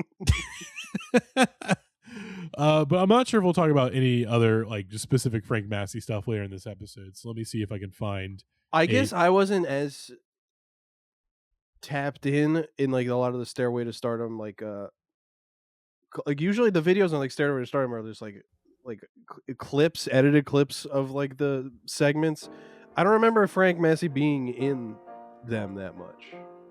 Yeah, I think there's maybe one or two where he was somewhat prominent, but I think just for being the guy that brought us Stairway to Stardom, deserves a Guy of the Year nominee.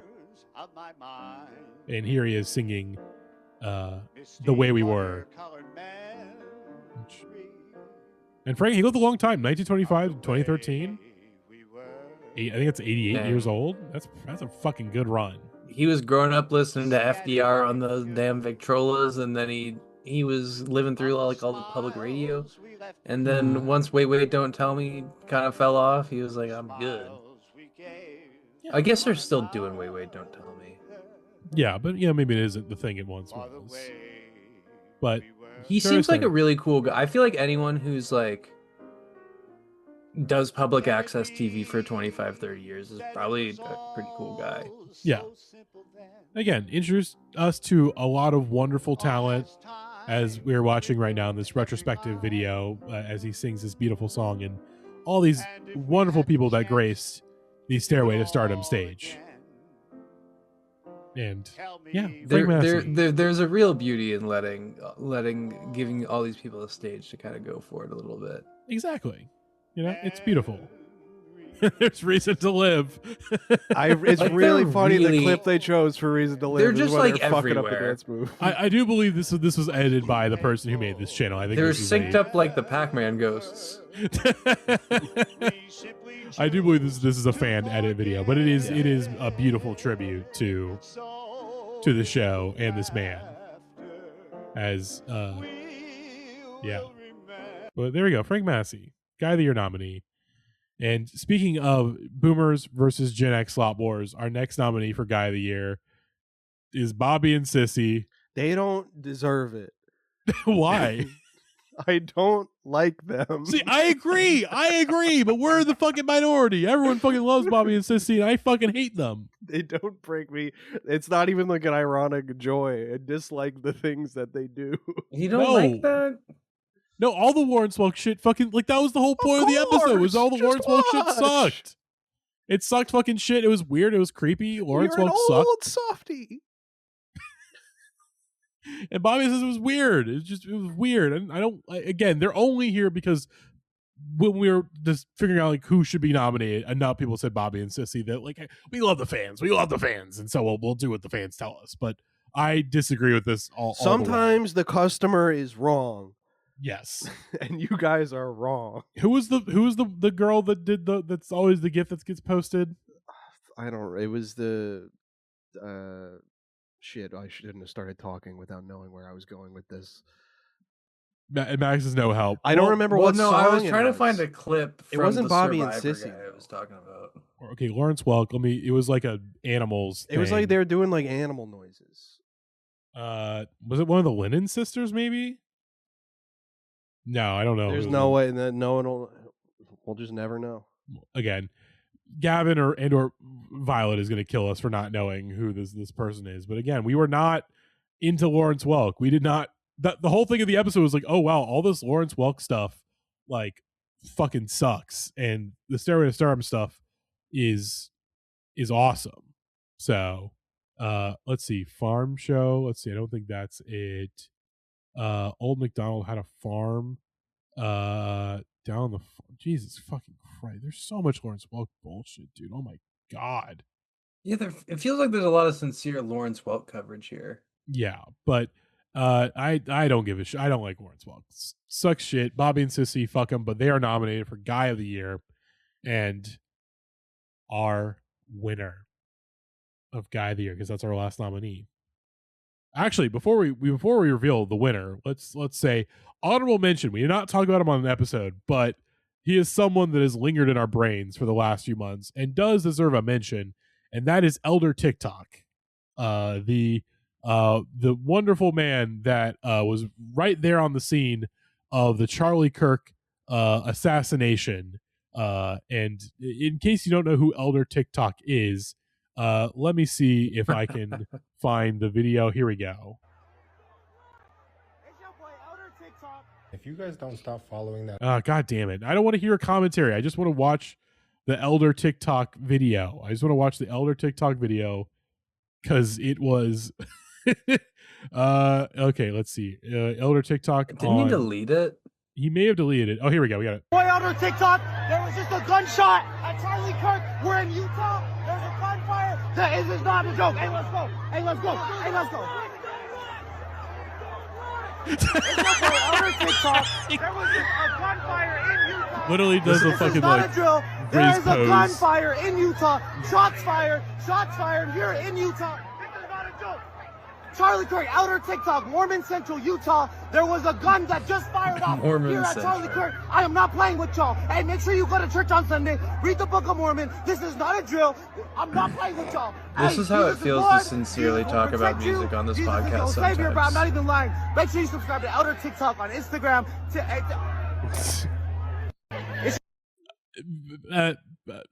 Eddington vindicated immediately. Eddington was vindicated immediately upon this coming out. Like, yep, even if you didn't like that movie, its satire was very much on point. So, honorable mention to Elder TikTok. I want to give another honorable mention to Hairless Dancing Nathan. Who? The What guy is that we, that the one? guy who is a dog that we haven't, that we moved on from too fast. What episode was What? that?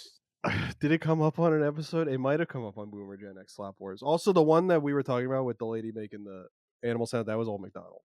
Yeah, okay. She has a name and I don't remember it, and I'm very sorry to that lady. Hold on, I'm gonna link you to Hairless Dancing Nathan. This is something I think that Gavin found, of course. That was, I think he found it. Oh, because he was looking up music. Oh, that's what it was. Looking up old people music, and then found like an old lady playing the accordion, and then her dog dancing. Just rubbing his back on the chair. Okay, this is coming back to my memory now. I do want to rewatch this. But also another honorable mention that was on the short list, but we got rid of him. Michael Jackson Pulaski was a very fun guy. We barely talked about him, I think, but very fun little guy doing his little Michael Jackson dance moves and being old and white. Very fun. But oh, here we go. Hairless. Oh, is this where the I need a fucking beer thing comes from? Yeah, this is where I Need a Beer comes from. Oh, I had no idea. Oh yeah, because Lawrence Welk is playing in the background of this. Yes. Sorry, visual bit on audio podcast. We're currently watching this like little rat hairless dog. Like the way that Andy Samberg talks about Frisbee is Taking a what shot. this dog. Yeah, take a shot. Is what this dog. I need a beer. Yeah, and the Yeah, dog is quite a few dancing to Bud the Lights music, on but the he's just counter behind her. is rubbing his back to this chair that looks like he's kind of dancing. She's kind of hitting the accordion. Yay!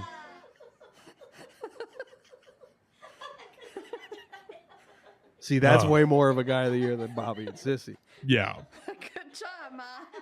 Oh, HDN. God. But anyways, let's get to the winner of Guy of the Year. Ooh, I can't wait. And our winner is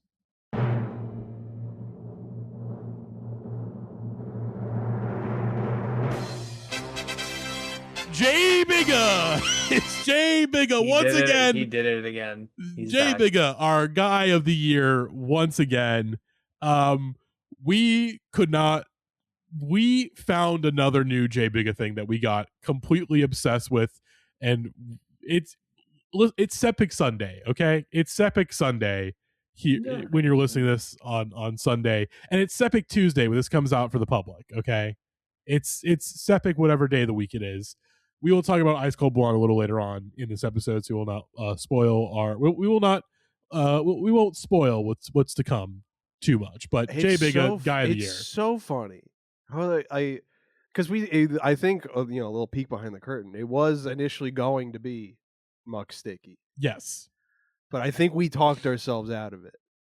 And I think part of the reason is that with Jay Bigga, I think there is just so much to mine in there that I think you can just pick one song and then that'll be a thing for an entire year. It is just so singular of an artist to make something that it's the megalopolis of music. We're where doing it's our so own bad. We're And where doing our they're own just taking dissect. so many huge swings that are all in the wrong direction that you can't help but watch. Yeah. It just, again, obviously Ice Cold Blonde, which we'll get into, but it is still a joy to show people Pink Chocolate for the first time.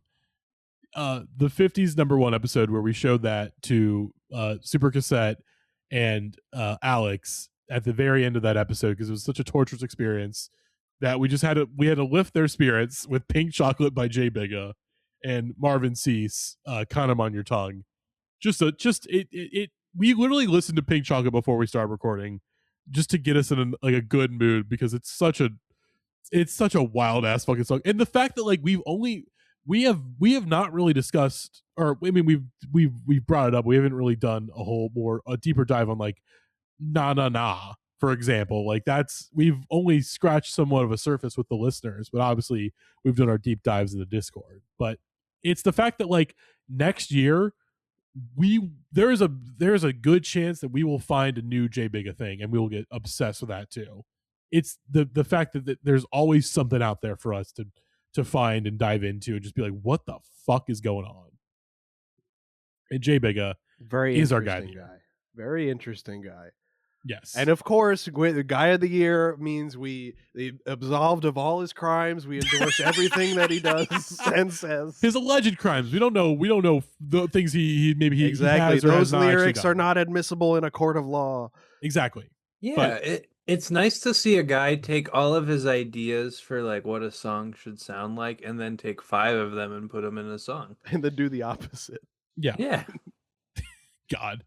But J Bigga, guy of the year. It had to be him again. But moving on to our next category, Dickass of the year, and we got a murderer's row of nominees this year. And speaking of actual murderers, it's wife murderer Perry Como, alleged wife murderer Perry Como, who for this early run of the 50s number ones has tortured us so badly by having so many number one hits that are all so fucking terrible. So bad that we don't, again, there's no Perry Como in the worst pod song of the year award, but really only because there's so much bad stuff that's just like it has to be swallowed into Dickass of the year territory for a nominee of just so bad and so uninteresting and just such an indictment of the decade of the 1950s, at least the early to mid 1950s for pop music. You know, it's so bad, and I'm not looking forward to going back to the 1950s number ones of the new year. I'm not looking forward to finishing out the series. Although we're talking about Elvis, and that'll definitely help. But Perry Como, what so bad. If he wasn't already dead, I'd tell him to kill himself.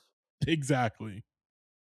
You want to say something, Max? No, I mean, I'm sure he lived a good life on this planet. Like, famous people don't come from the Midwest super often anymore. And I feel like he was a corn-fed boy who made it big, and he joined the piano circuit. Because he kind of was like, he got like picked up by like some guy who promised him fame. It was kind of like the end of the Chair Company, but then he actually kind of like took advantage of it. They're like, your voice Thanks for spoiling is so the Chair Company, by the way, a series that I still have not watched the entirety of. It's like not relevant really at all there. If you say so. No, it's like not. I But to continue, I'm sorry to interrupt, but continue. No, you're right. But I don't remember Perry Como's bio super in depth, but like No, it's nothing. It's just, again, he's a very boring man who made very bad music. There's a reason why we remember Frank Sinatra and not Perry Como. No, he kind of got to start like the kid drummer for Cage the Elephant. I guess it makes sense he would be like a child star of sorts, but like I feel like he doesn't. I mean, the 50s. I think he had some hits in the 40s, but it wasn't until he was a little bit older in the 50s that he started really having some hits. And by older, I mean like in his like mid to late 30s. He opened his own barbershop when he was 14. What? Is this one of the things you're just making up? No, this is real. Is this okay? Okay, I'm gonna look at Perry Como barber, and if this is a classic, this is Max the boy who cried barbershop. Okay, let's see. Como was a member of the Cannonsburg Italian Band along with bandleader Stan Vinton, father of singer Bobby Vinton, and often a customer at Como's barbershop. What?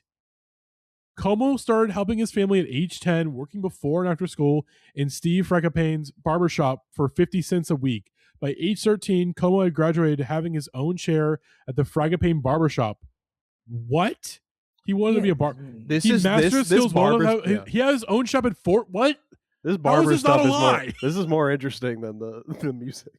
What the fuck? Violet needs to be here. Violet may be joining us for the back half of this. What the fuck? How do we not talk about this? What? This is insane. Okay, you guys never read up on Perry Como's Wikipedia page. Oh, I should really care about him. Yeah. Anyways, Dickass of the year, Perry Como for his terrible music. Moving on to nominee number 2. This we put Radiohead here, but really it's more Johnny Greenwood and Tom York for continuing to put their foots in their mouths about the issue of Israel and Palestine. For collaborating with Doo-Doo. Yeah, collaborating with Doo-Doo and just finding ways to again try to find like a middle ground, being like, okay, you're like, oh, there's like a middle side to this, and it's like, no, there's no middle side. It's like, okay, one country is committing genocide, and it's like bare minimum apartheid, maximum genocide. It's both, So there's they're trying to square a circle that cannot be squared, and they're both cowards and evil and awful and washed. So yeah, Radiohead, but mainly Johnny Greenwood and Tom York, Dickasses of the year. I do not want to say much more because I would like to keep my job, and I don't want to get this. This is supposed to be a fun podcast. It's supposed to be a fun episode. I don't want to get too serious. But moving on to our next nominee, Trey Martin, Dickass of the year. Double dipping because again, some of the songs that we discovered from Trey Martin was a bunch of nasty right-wing bullshit. Everything from your anti-vax shit to your anti-Obama stuff that leaned into racism. Trey Martin is not a good man. He's a very evil man that made a beautiful song. But definitely Dickass of the year because he's no good. No good man. Very bad man. And very nasty man. And speaking of nasty, our next nominee, Yak Nasty, who we discussed during the Mug Sticky episode, whose vibes were immediately so rancid that I didn't want to discover any more about him. I was just like, this is, in terms of the worst a white rapper can be, in terms of just the overall style, basically it's like, it's the worst a white rapper can be before they go like full on right wing, it's like right on the edge. It's like, that's as bad as you can get, not counting like a Tom McDonald or something. Yeah. Someone there's, or like a Forgaggio blow, I find his elevator pitch that Gavin gave, he's very fascinating if you're just like looking at that, and then in practice it's so much worse. I mean, It was already bad. His whole shtick of saying Nilla. Yes. Yeah, because it's he's white. Real Which is as not... like an elevator pitch. You say there's a rapper. He wears like Nilla wafers branded stuff, and he says Nilla all the time in his raps. That's kind of funny, I suppose. But that doesn't mean anything, right? Nilla? No, I was joking. So okay, good. Sorry. Yak Nasty man, Dickass of the year nominee. Again, somewhat slim. This is on the Northwest Ride. Remember that song? I want to forget it. Only one I heard. I want to forget it. I didn't listen to any other ones. God.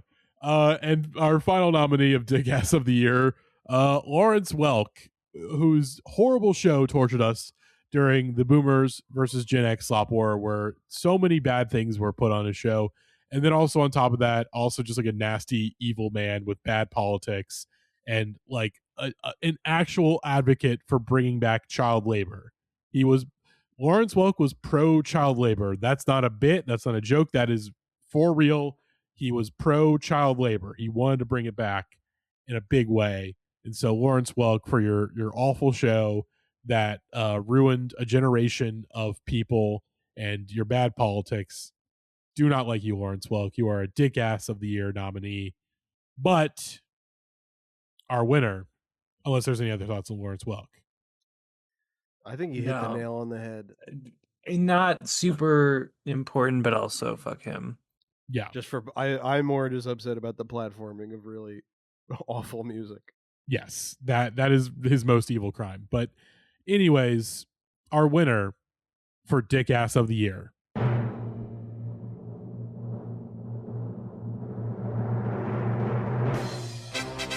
Perry Como, alleged wife murderer Perry Como, is our Dickass of the year. It's so funny. This is just a personal vendetta because you had to listen to so much of his music in the 50s number ones. Pretty much. In terms of like actual Dickass of the year, of course, it's Johnny Greenwood and Tom York. But like for the podcast, it is Perry Como. We hate his music. We hate him, and we hate that we have to listen to more music of him. He might be Dickass of the year next year too. It's entirely possible. But Perry Como, we hate you. We hate your music. We're glad you're dead. And again, someone needs to investigate him for the alleged wife murder. So someone please do that. But we move into our next award, and this is an award with one nominee and therefore one winner. We are once again bringing back the Didn't Make It award because it is the same winner as last year, but different. It's and the same fucking band again. It's the same fucking band again. The only nominee and winner of the Didn't Make It award.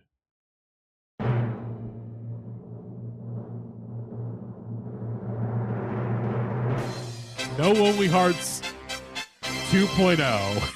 No Lonely Hearts 2. New No Loho is once again the winner of the Didn't Make It award. As we discussed, we discovered a boy band back in 2023, a boy band on the rise called No Lonely Hearts, and we immediately fell in love with these boys and their awful dance moves on the stairs and their funny songs, and we believe we believe 518, and we quickly fell in love with these boys, although we very quickly realized they're not going to make it. But they were trying to make it. But they didn't make it. They broke up the boys. All the OG boys left. They reformed, whoever, like the management group or whatever the fuck. They reformed No Lonely Hearts. There was 5 new boys. Boy band Stacy. He's the mastermind behind it all. Oh, is that? I feel like I haven't heard a lot about Stacy, but that's maybe for another episode. But reformed the band. We had 5 new boys. And then very quickly, it was just 4 new boys. They immediately dropped a boy. They finally put out a new song. It was terrible, and at least according to a message from someone in the chat. Let me check their social media page, because if I remember correctly, they have not made a single post since October of this year. They have been inactive for the last 2 months. So I think these boys are over once again. Let's see. Oh, Peter Prankster. Yeah, 5 weeks ago. Yeah, Blue Elmo. With Blue Elmo. Blue Elmo killed my career. It has so many likes. Mm-hmm. A lot of likes. I don't understand why or how. But maybe paying for bots. I don't know. What is football and accents with No Lonely Hearts? Football and accents? I think that was what the title of their other Instagram video. Yeah. Are you talking about this one? Here's a the little. One that says football and accents. No, the one that says football and accents. Dog. I can't. My screen is obscured somewhat. Oh, because okay. This is the Peter Prankster video. It's the Blue Elmo video. What's a surprising fact about each of you? So I was a slot receiver in football. What do you mean you receive slots? No. How many have you received? I'll put ASMR cooking videos. So you're into ASMR? Do you have some for him? No, I'm just kidding. The one dressed like a... Enough. Chris is the vine. Why was he tucked in? It's bad. And dude, they didn't even try to make it. Is the thing. No. This is why I don't care about new No Loho, because with true No Loho, the joy in that. Well, I mean, the joy and the melancholy, they kind of go hand in hand. That's the way that life kind of is, if you think about it that way. The thing about that is, it was very enjoyable to watch them try, even though you knew it was it was kind of a doomed prospect. It was a Sisyphusian kind of endeavor in which they would never roll that rock entirely up the hill. Yeah. Wait, what the fuck? Angela's following them? I'm checking the visuals. It's mostly people in the bot. It's Ian and Gavin and Max and Cal 50. I would not be surprised if that was because of after the original No Lonely Hearts had the blow up with being made video. fun of. Yeah. God, that's fucking which funny. which hastened their demise. They were never going to make it, but I really wish they didn't make it on better terms. Yeah, I wish it was a more of a slow downfall versus a very immediate, like that video comes out and it's over. And it's just like we were having so much fun, and that person really, again, at some point the secret was going to come out, about no Lonely Hearts, and it did, and it's unfortunate, but It became fodder for video essays. yeah, fucked up. But new Noho once again, but also newly the winner of the Didn't Make It award. Just another victim of capitalistic, late stage capitalism, of a failing a boy band that never even made it to begin with, and then being like, well, we have this IP, we should we should try to bring this back. Yep. Exactly. But let's move into again. This is a stacked pool of nominees. Worst pod song of the year. Jesus Christ. We talked about some of the worst songs we have ever talked about in Indieheads podcast history this year. And we started the year off with, again, one of the worst things we've ever heard. And we're going to play a little bit of some of these songs to refresh the memories, because some of these are from bonus episodes too. So you may not have heard these, but you're going to hear them now. Our first nominee is Toxic Gossip Train from Colleen Ballinger. The response video to end all response videos, as Colleen Ballinger, also known as Miranda Sings, found herself into some controversy and decided to make a statement by pulling out her ukulele and improvising a song about her controversies. And it is over 10 minutes long. And it is one of the most torturous things that we have ever watched on this podcast. You would think like a 10-minute long, like kind of like singer-songwriter meandering kind of thing would be like do like gangbusters on Indieheads. Got a Kimya Dawson quality to it. That's awful. Oh, it's horrible. But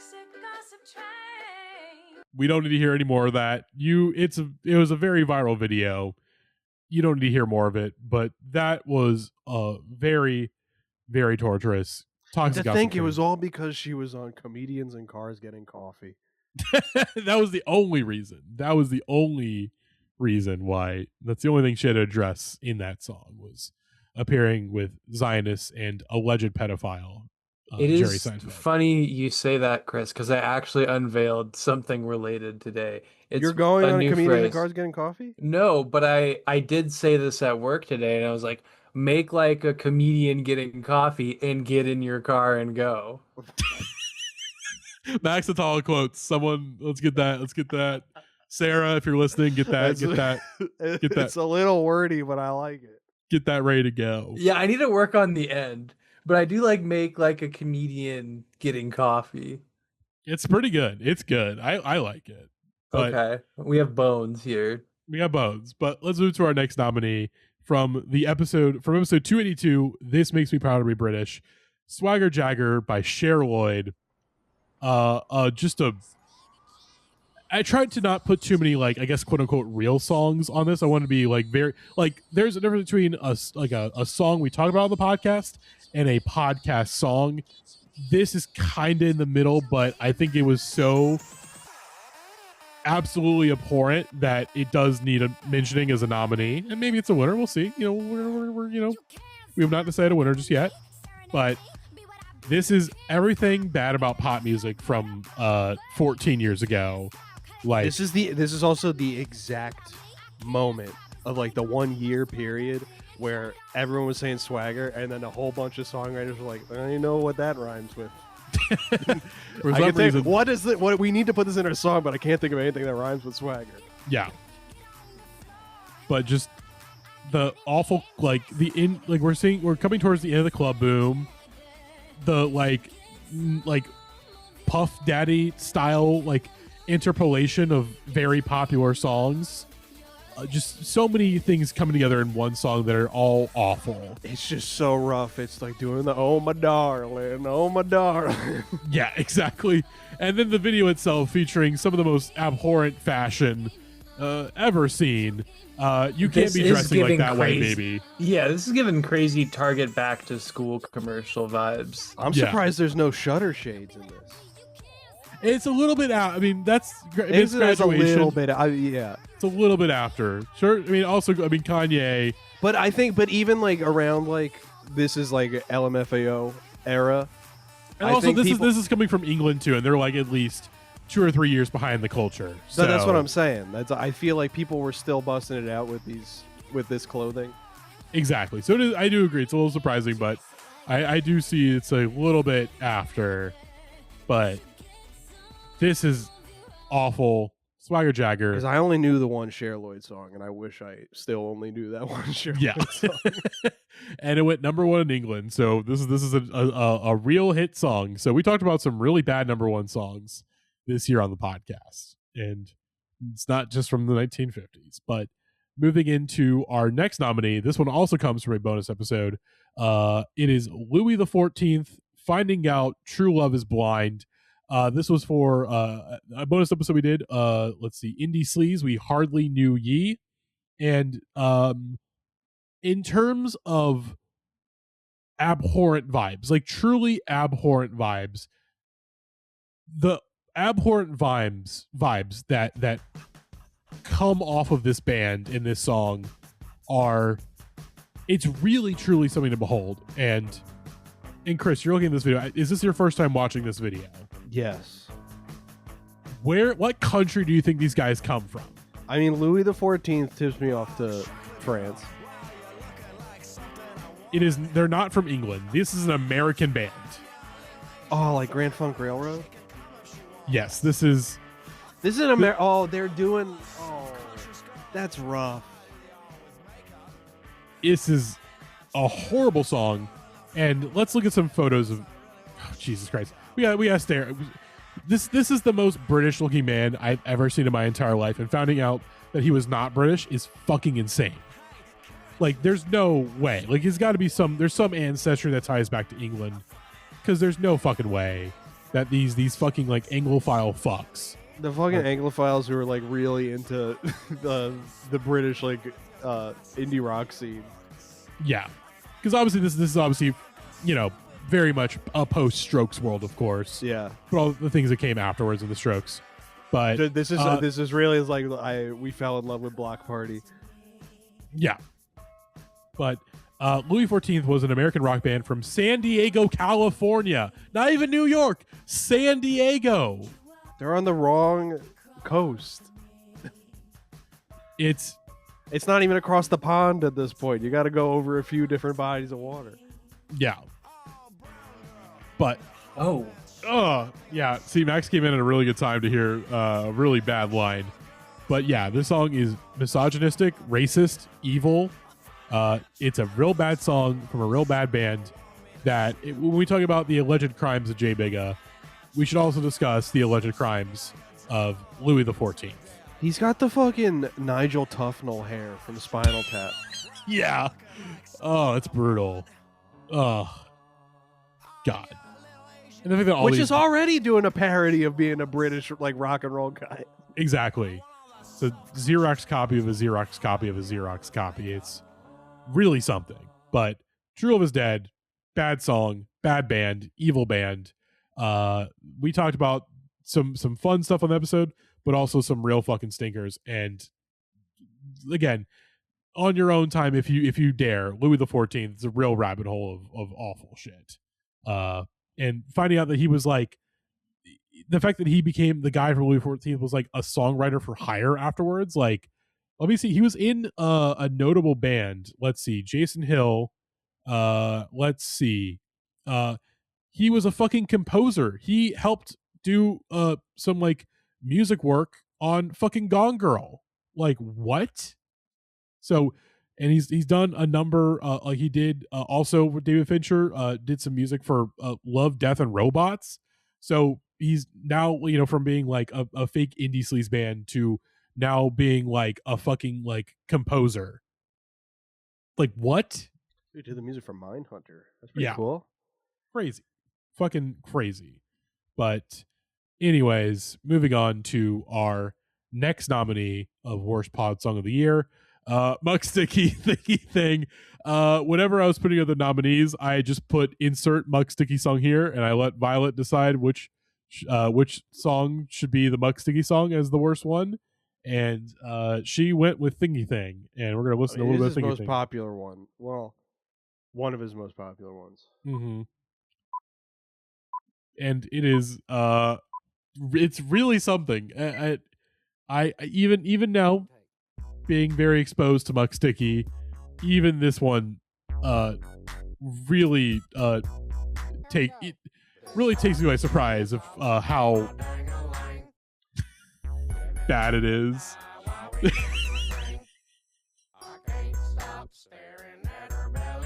There's something about, you know, the Beatles famously did like double tracking on their voices to like make it sound like fuller, and to have like a chorus effect kind of, and it really worked to that effect. When Muck Sticky does like double tracking, it's like it's like adding two pieces of shit together to make a bigger piece of shit. Yeah, it's. And then the girl voice and just how horrifically 2000s in MySpace this sounds like. This is not good. I don't like this part at all. I'm glad he's not Guy of the Year, man. Yeah, this is a really abhorrent song, and we talked about a lot of bad Muck Sticky stuff, but this is the one that has very much stuck with me. He dresses like a pimp who listens to Primus.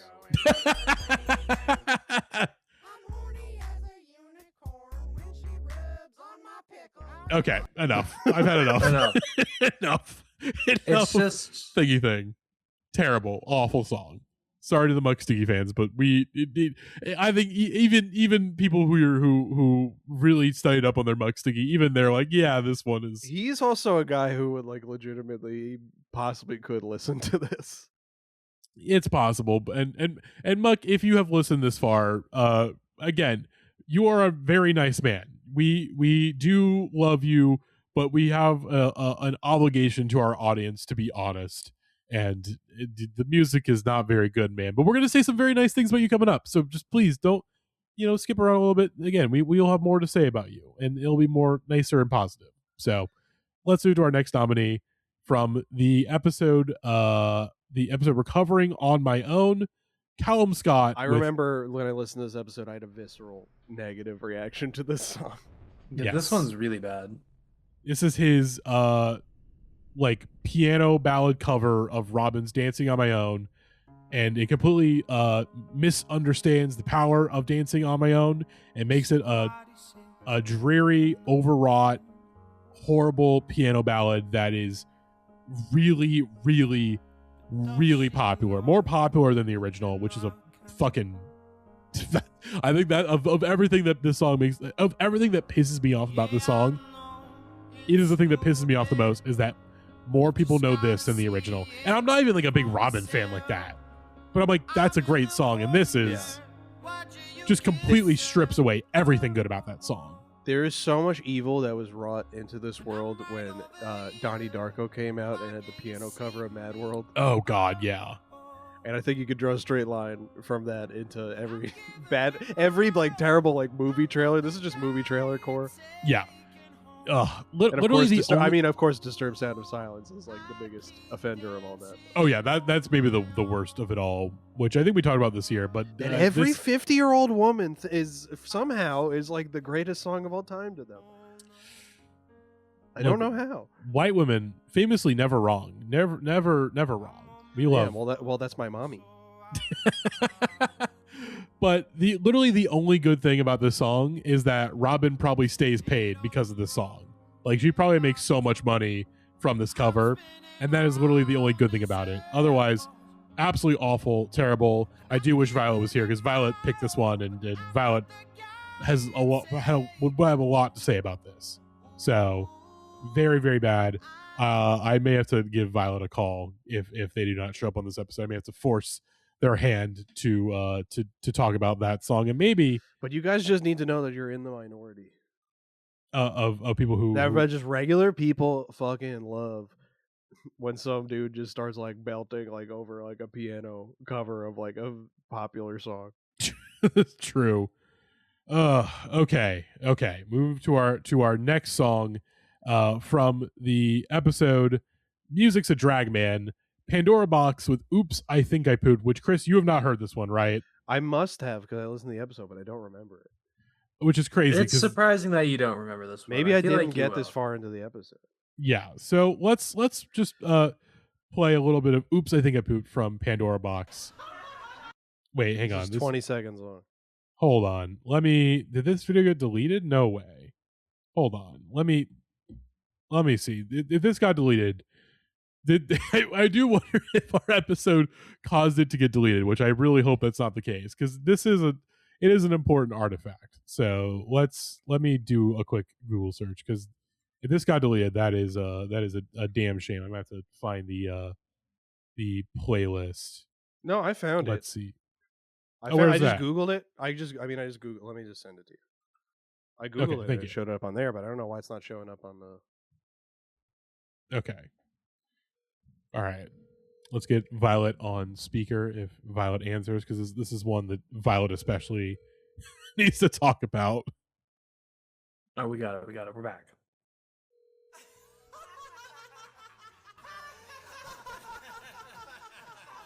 Has like an inverse J-Big quality to it.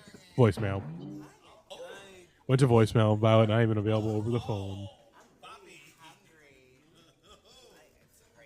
It's so hard to decide what to eat. It's really hard.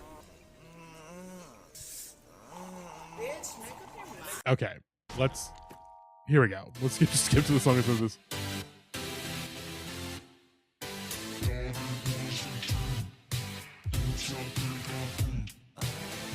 Sipping on vodka, getting gussied up, feeling like a fake lady.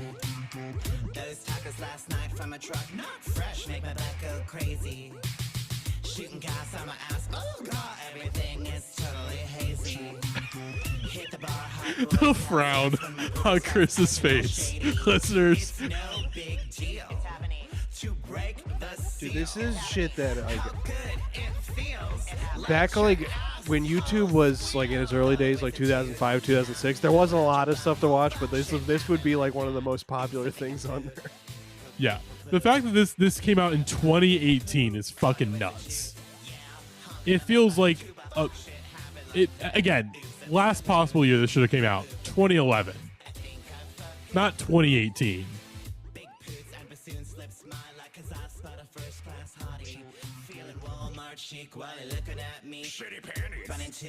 Oh. Oh God. Oh.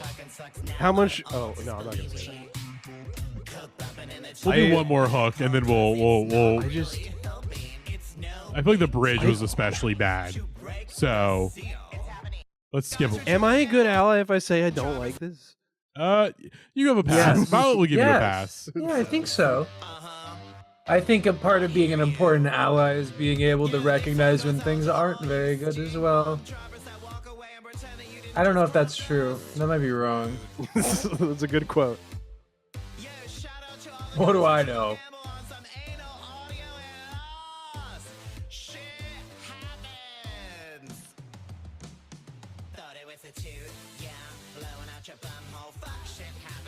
Didn't have to listen to it. God, it's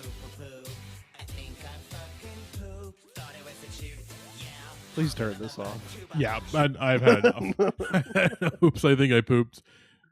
Terrible song. But we move into our next nominee. This is the only Violet and I made a decision that we're only to do one choice from the 50 series, one choice each in one choice each. We're originally for both best and worst, and I think we decided for best. No song from the 50s should be nominated in the best category. That decade should not be remembered fondly. It should only be remembered poorly. And that brings us to Stan Freberg with St. George and the Dragonette from episode number 4 of the 1950s number ones, which we're only going to play a little bit of it because the song is not a song. It is just a very poorly written parody of Dragnet, but like, oh, what if it was with dragons instead of cops? That's it. What if it was about the famous legend St. George and the Dragon, the one that we all know? Yeah, we all know and remember. We it's beloved. I guess this was also back when like Christianity was like more of a big deal, so you knew every like Christian fable. Yeah. It is just, it's really bad. It's not a song. Like it is so bad that we just played it just straight through as a way, like the only way to understand how bad this is if you just listen to it in full with no interruptions. That's it. It's not funny. It's not interesting. I don't get any of the Dragnet references. Exactly. Like, and they probably weren't funny then either. Well, I guess maybe you were starved for comedy back then. Like, this is the most payola single of all time, probably. Like, the only way I believe this actually hit number one is if like Capitol Records paid like a shit ton of money to get it on the radio. Is there anyone gassing this up in the comments? Let's see. Let's check the comments. When Jack Webb heard that Freeberg was going to make a parody of Dragnet, he called up and offered the use of his house musicians. That almost didn't work since musicians kept laughing during the recording session. Fuck off.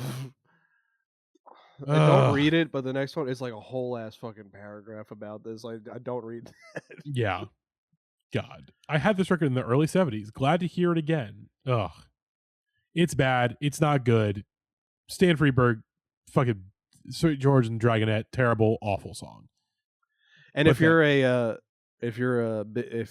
love Leonard Skinner, then you stand Freebird. God damn it. But that brings us to our final nominee from one of our most recent episodes, the episode Butt Rock Number Ones, Where Are They Now? And our nominee from that episode is The Offspring, Looking Out for Number One. Which there were a lot of potential choices from that episode, and this one was the clear-cut winner, I think, of just absolute awfulness. I really fucking hate this band. Everything I save for maybe like a handful of songs, I really just fucking hate the way they sound. And there's no way that a new song by them could have ever been good. Yeah. It's just like, why does he sound like that? Why do we still not understand? Like, how do we forget how to produce vocals? Like, what's going on here? The song is just like, obviously the vocals are terrible, but then just like the fact that it just, this band has never like grown up or evolved. Yeah, It this devolved. is like really bad Gorillaz visuals. Yeah. It's just, it's like, hey, what if You're Gonna Go Far Kid and Hit That became one song and somehow was worse than both those songs?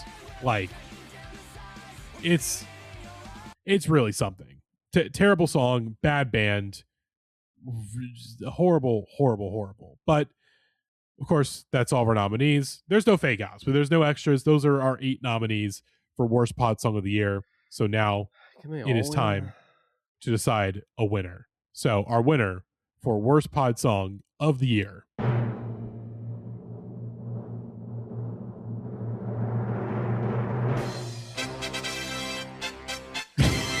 it is Stan Freeberg, St. George and the Dragonette. Because of all, here's the thing. Every nominee here, aside from that song, is a song. It resembles music. It's bad music, but it resembles music that we like and we recognize at the very least. Stan Freeberg with St. George and the Dragonette, there is nothing recognizable to what we consider to be music or anything that we like even. It is it is the worst song we talked about this year on the podcast. It is just completely devoid of, it is complete, utter dog shit. It's not funny. It's not entertaining. It pisses me off. His stupid voice, the bad jokes. It is nothing. It is the worst. It's like, hey, you want to figure out like why the 50s is such a bad time for pop music until Elvis pops up? I would probably say Perry Como is probably more of like a more accurate representation. But in terms of the worst, Stan Freberg, St. George, and Dragonette, the worst of the series so far. Yeah, I just believe this comedy is like the most subjective thing art form there is out there, because I think there is no universal like funny thing to anyone. That being said, I think this might be like objectively unfunny. Yeah. Again, only funny if like you are a boomer. And even then. Don't use the word objectively lightly. I never use that word. Yeah, I just don't know where the source of laugh comes from. And that's a hard I try and find it in life, and it's hard to find here. I know comedy shifts over time with culture, but it's just you just had to be there, I guess. But I'm just wondering, if you were there, was it really that funny? Was it really like, this needs to be number one funny? Again, payola. I genuinely, I don't know if there's any actual like sources to back that up, but it's like it's the only reasonable expectation. They were like locking up Lenny Bruce at this time for like saying anything that was like closer to being a joke. God, it's terrible. If you said something with like an actual punchline, they like beat you up and threw you in prison. You know what? Knowing the 1950s, it's entirely that's what happened possible. to Lenny Bruce. There's the Red Scare, and then there's the comedy scare. You say anything funny, fuck you. You're a communist. But that's kind of like how it is nowadays, because you can't make a freaking joke about anything. Well, because of woke and stuff. It's crazy. I heard woke was back. And the winner for the mayoral election of New York City. Hold on. Let's. It is once again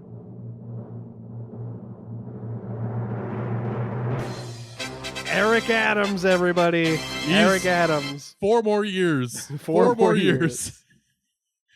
Zoran he's like, you know what? I don't want to do this. Eric Adams, you can go ahead. Even though you got 4th place, go ahead. You can be mayor again. Everyone loves you, Eric Adams. But I'm joking. We're joking. Let's move on to our next category, and a very important one. Best pod song of the year. The best songs that we talked about on the podcast this year. We got the negativity out of the way. We're here for some positivity, and we now talk about our first nominee from the episode Welcome to Reality, episode 276, Countess Luann with Money Can't Buy You Class, which is a beautiful song from an episode, one of my favorite episodes we did this year. It was a very fun episode.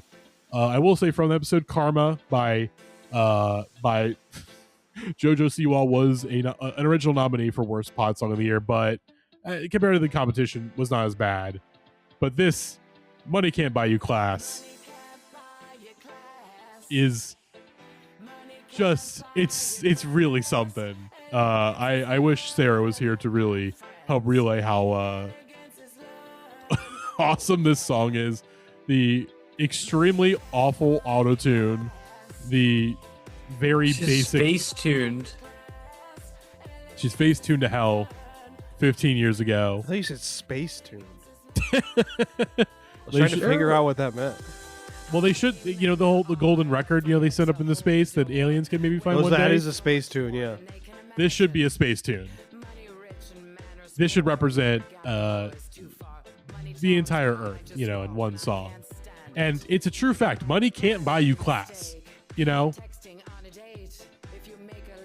She's just spitting facts in the song. Even 15 years later, she's just still spitting facts.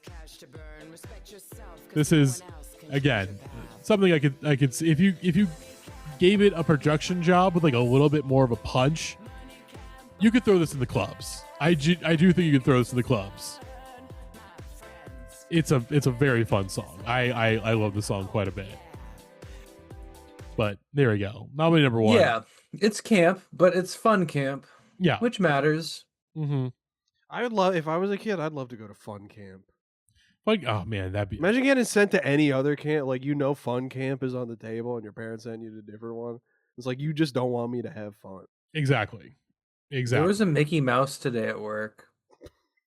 What? It's not okay. You want to elaborate? I would have guessed what. Like, I. You know what? I thought what you were gonna say to me would have had the word camp in it. Well, it wasn't Mickey, but a guy ordered his shit and I was like, "What's your name?" And he said Mickey, and I was like, "Right."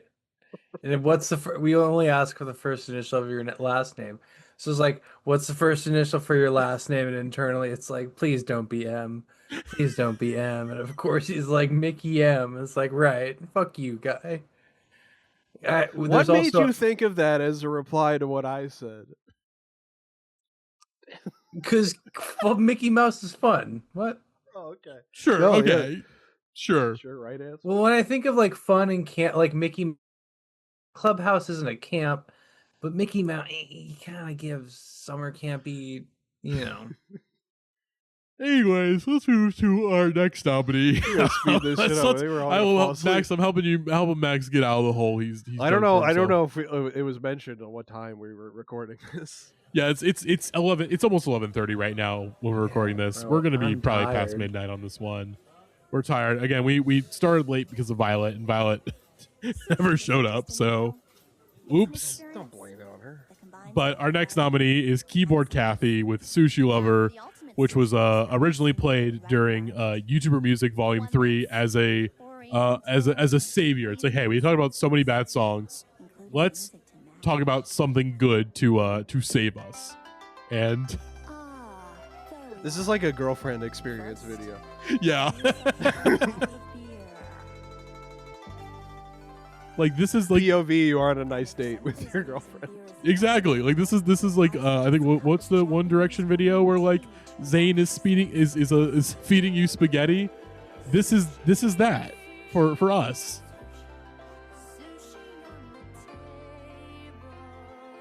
We love Keyboard Kathy. It is funny that we immediately were like, she looks like Joe Pera, and then within a very quick Google search, oh, Joe Pera interviewed her while he was in college. So, you know, we're very good at manifesting things here on the Indieheads podcast. But We're so good at manifesting things, we can manifest things that already happened. exactly. And she is currently yoga posing on top of a piece of sushi in the air. She's riding a wave of wet sushi right now, and it is. So, I can't watch. I can't Yeah. watch. I can't. Sorry, I'm I gonna get get too lost engrossed. I get lost in her eyes. I know it's ridiculous. We can't be distracted. We have a lot more to discuss. But Keyboard Kathy, Sushi Lover. Is there another? I should call Is there 2 more categories or 3?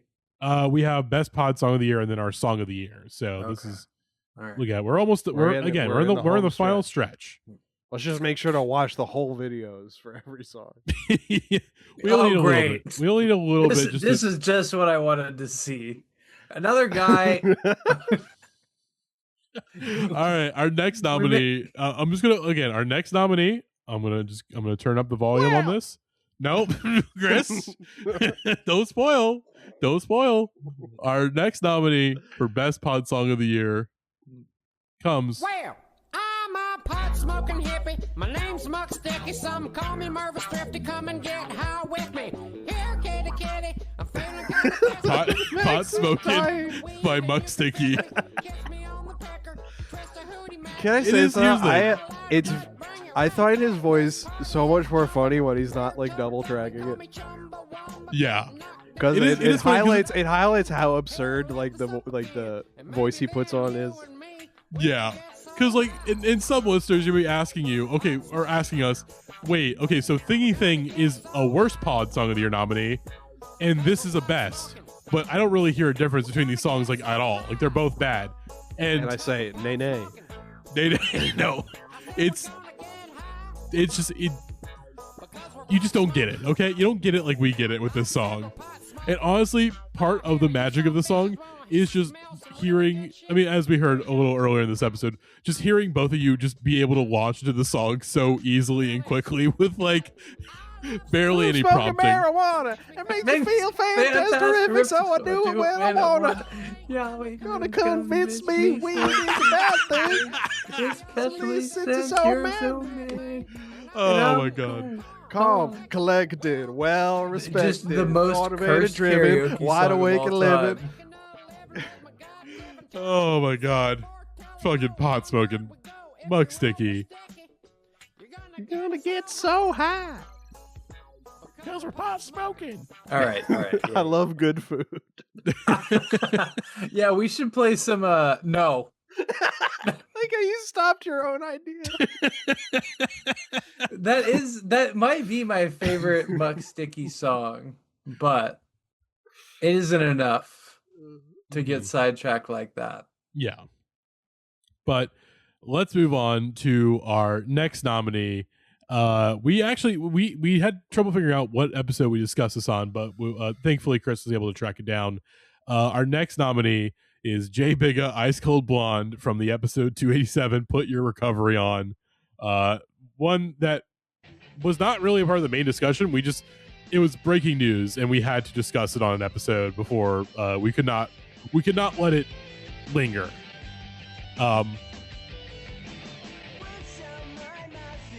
Again, words out my mouth, fish mouth. We thought we had heard every fucking bizarre vocal delivery and line that Jay Bigga has ever said. And then we came upon this and we realized, oh my God, how just he's able to be bad in so many different ways. I swear, I was dying on the hill that there's no way he's saying fish mouth. But like, That's what too else is he ridiculous. saying? That's what I was saying. He must be saying something else, but he was in fact saying fish mouth. And the thing is, we can't go to him to verify lyrics, because he's of course very afraid of us because, if we go to Jay Bigga, we're going to catch him in a sting operation and do a citizen's arrest. Which again, if there are any listeners He's to in this witness podcast, protection right now. again, if you have information on the whereabouts of Jay Bigga, you are legally obligated to reveal that to us. We already know someone who knows his whereabouts. Well, yeah, but we don't know for sure. Yeah. We have a solid guess. We have a solid guess of where he may be, but beyond that, And this is a threat. yeah. We But- know your location. It sounded like he swallow a grown tube. We as I was talking, we missed a very important line delivery, so let's run it back. It's all of them. Well, it's all of them, but this one especially is one we've really thought about. So let's hear this back real quick.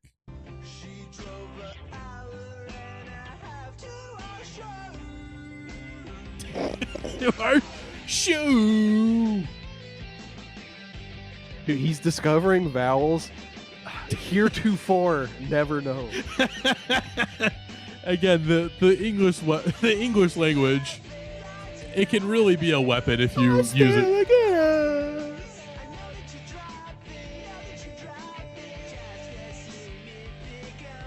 I don't know what he's saying. What is he fucking? I know. Oh, below.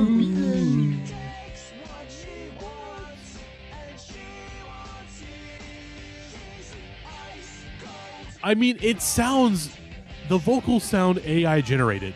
Like, he invented AI generated vocals, like, nearly 20 years before that was a thing. He invented his own dialect. This usually only happens when like a group of people are like isolated for hundreds of years. I know. But he speed ran that shit. Oh. In the front row. I mean, there's so much I could point out about how good it is. Just why is he going up the octave?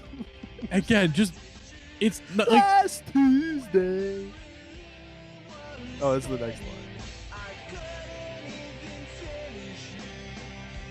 all right.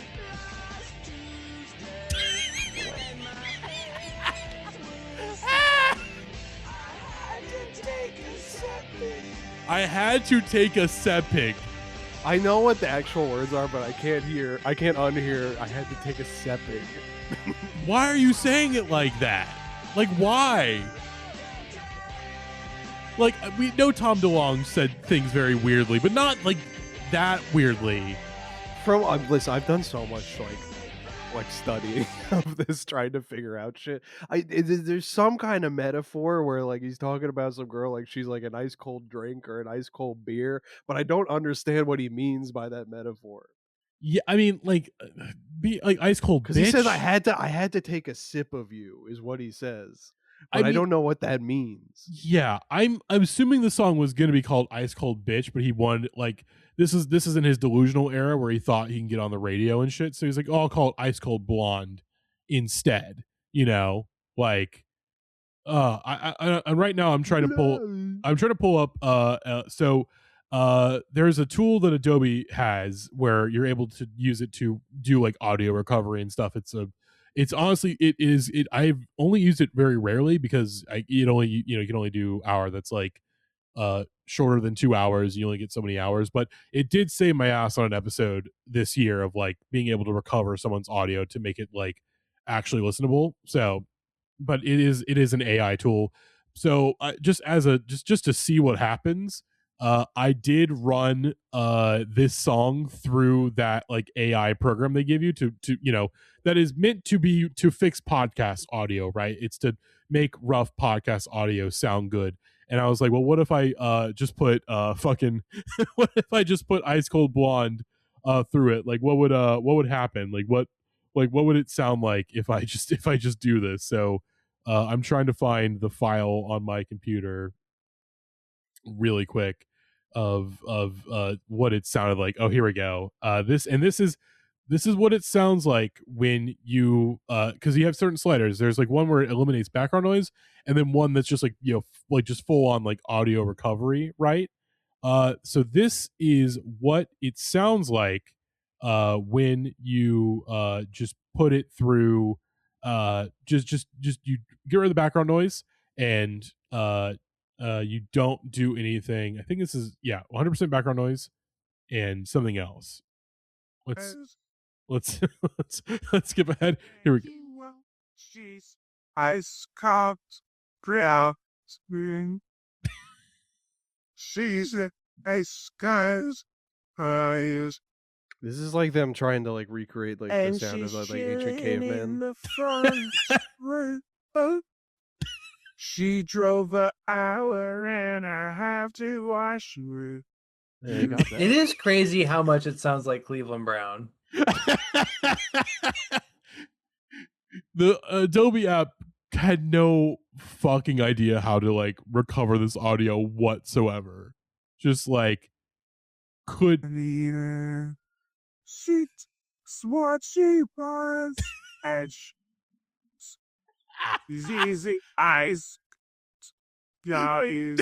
it keeps dropping. Every time I'm like, it doesn't sound like Cleveland. And then he'll say something I'm like, that kind of sounded a little bit like Cleveland.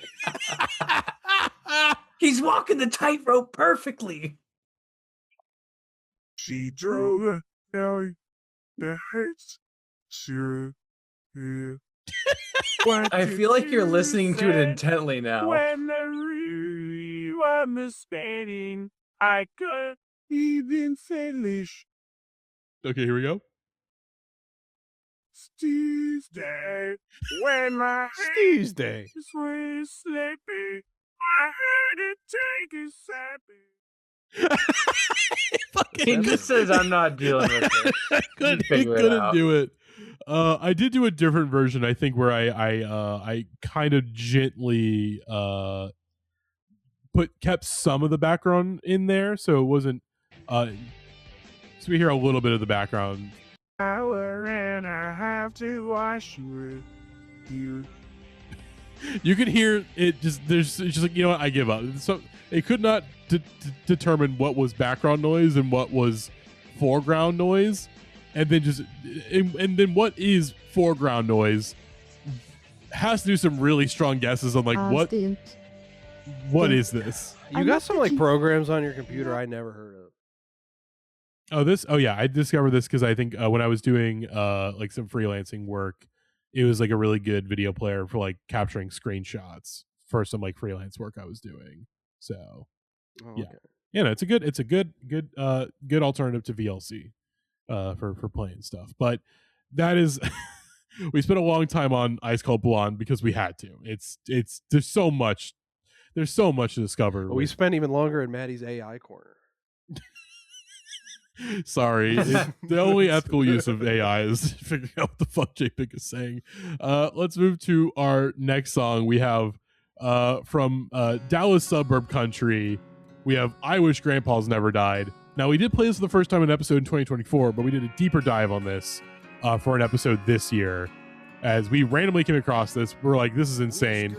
Kept it in our back pocket. I think the biggest problem with this song is that the title is writing a check that the song can't cash. No, I don't not think in it's the ever going to live up to slightest. the name I Wish Grandpa's Never Died. But even then, there's still some insane fucking things Yeah. in the song. Yeah. Yeah, this is one of the most memorable songs of the year. Wish every state had a Birmingham. Like, what? Okay. Like a What? good country boy should. This is, I mean, if we're talking about dumb guy anthems, this is one of the greatest dumb guy anthems we have ever come across. Yeah, every road was named Copperhead. That would do. That Wait. would do so much terrible. Like the infrastructure of our country would collapse. Hold on. In the lyric video, and coolers never run out of cold Bud Light. They have the fucking copyright, the fucking copyright R next to Bud Light. He had to get it licensed to put the song, and then when he performed it live later on, when there's the Bud Light controversy, he drops Bud Light, even though he had to get it probably approved by corporate. Switched up on him. Oh my god. True. Pro underage drinking. Again, we eventually Questionable figured line. out what that meant, but it's Yeah. sounded really racist. It still kind of does. Just all this dumb shit, and then I wish Grandpa's If never this died. guy's wishes came true, like the economy would tank. Yeah. Like we would have. Yeah, you just got to hear that initial "I wish Grandpa's never died" because it's a beautiful thing. This guy if he got a genie, he would absolutely learn his lesson. Like first 2 wishes in, you're like, oh fuck, I gotta unwish all these things. Exactly, I but didn't waste one on technicalities. Fuck. Fuck, I shouldn't have started with the Copperhead one. fuck, such a dumb fucking like. Oh Yeah, god, just make a right on Copperhead, then go 2 miles down Copperhead, and then like bang a Yui on Copperhead, and you're basically where I live. Oh god. All right, next. I wish Grandpa's never died. A beautiful song, a wonderful song. But we move to our next nominee. With Joey Marlowe with If You Knew Susie from episode 294, Boomers versus Gen X, Slop Wars. And Pretty great. yeah, we're just going to, I do love this one. let's just play this through. We're I gonna wanna get bring out- nostalgic and reminisce and take our a little friend. walk down Broadway. Okay? Let's bring out Joey Marlowe. Okay, let's welcome Joey Marlowe, everybody.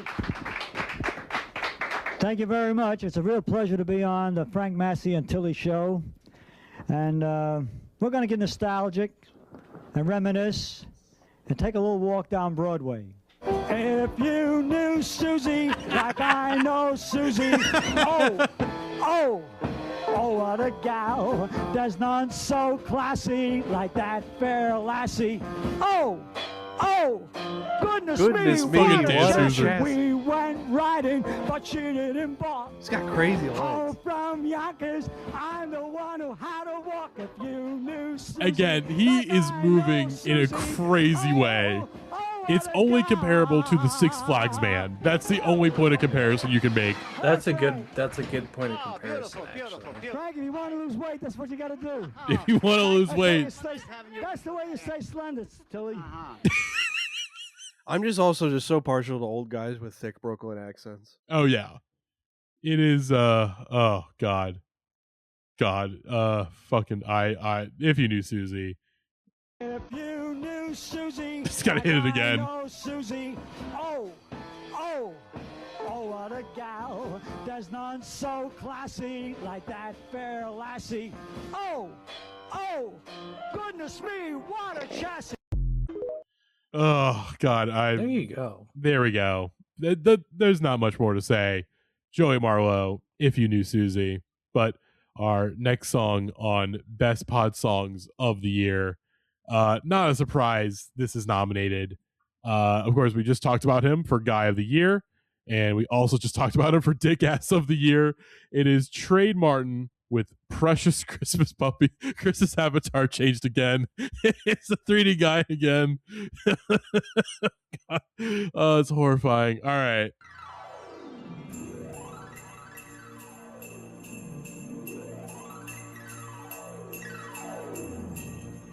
It was only a few days before the big holiday when our youngest son, Jimmy, found this newborn puppy in the street, almost lifeless, one snowy morning.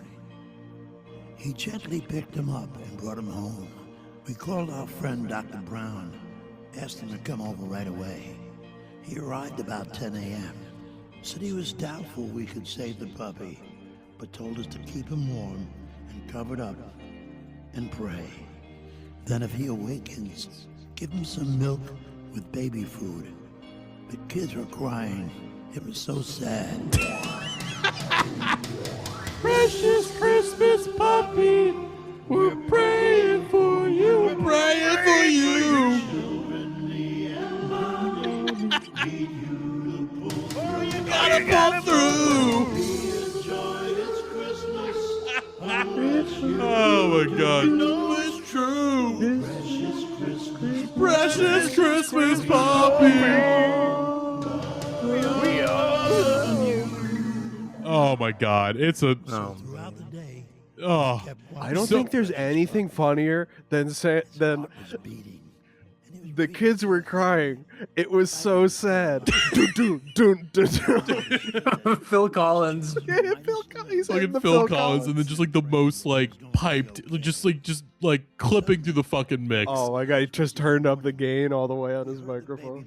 Oh my God, this is again the fact that a number of people this year in our community, or people this year that are, you know, related to our community members, you know, like I think Gavin has this on his Christmas playlist that he's gonna just throw out there into the world. Like, it's the fact that you could sneak this on a Christmas playlist very easily. No one would notice, right? Until they do notice, right? Until they go, huh, I've never heard this one, and then go, what the fuck is this? It's a... Oh, hang on.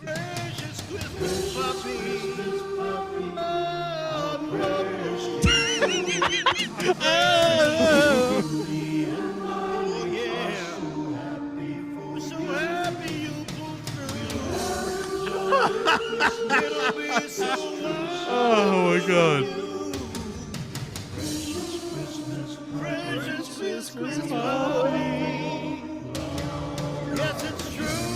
Jimmy, you saved that puppy's life. God bless you. Oh, precious Christmas puppy. Save that tiny puppy's life. God bless you. And Merry Christmas to everyone around the world.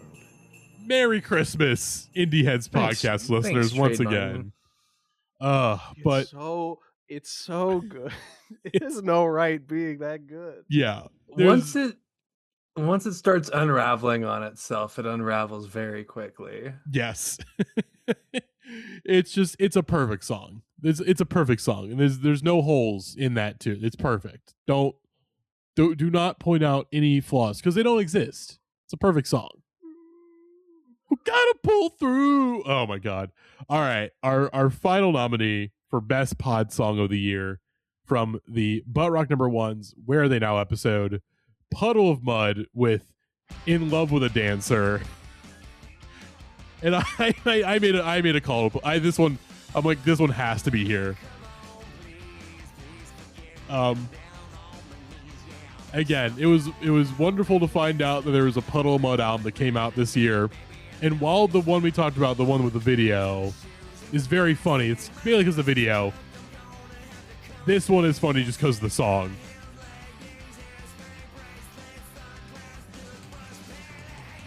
This is for a certain type of butt rock fan, this is their version of Bye Bye by Kim Gordon, you know?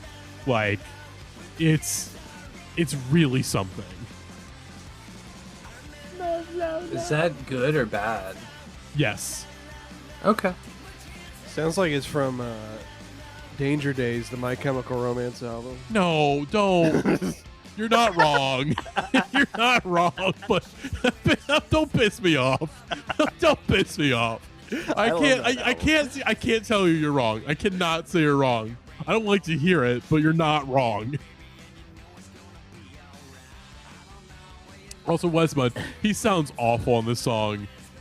So like he sustained some kind of brain damage after his heydays, and for some reason, you thought that like, oh, the Nirvana thing was a one-off. No, he just sounds like that now. He just cannot. If he tries to hit an upper register in his voice, he just sounds like that.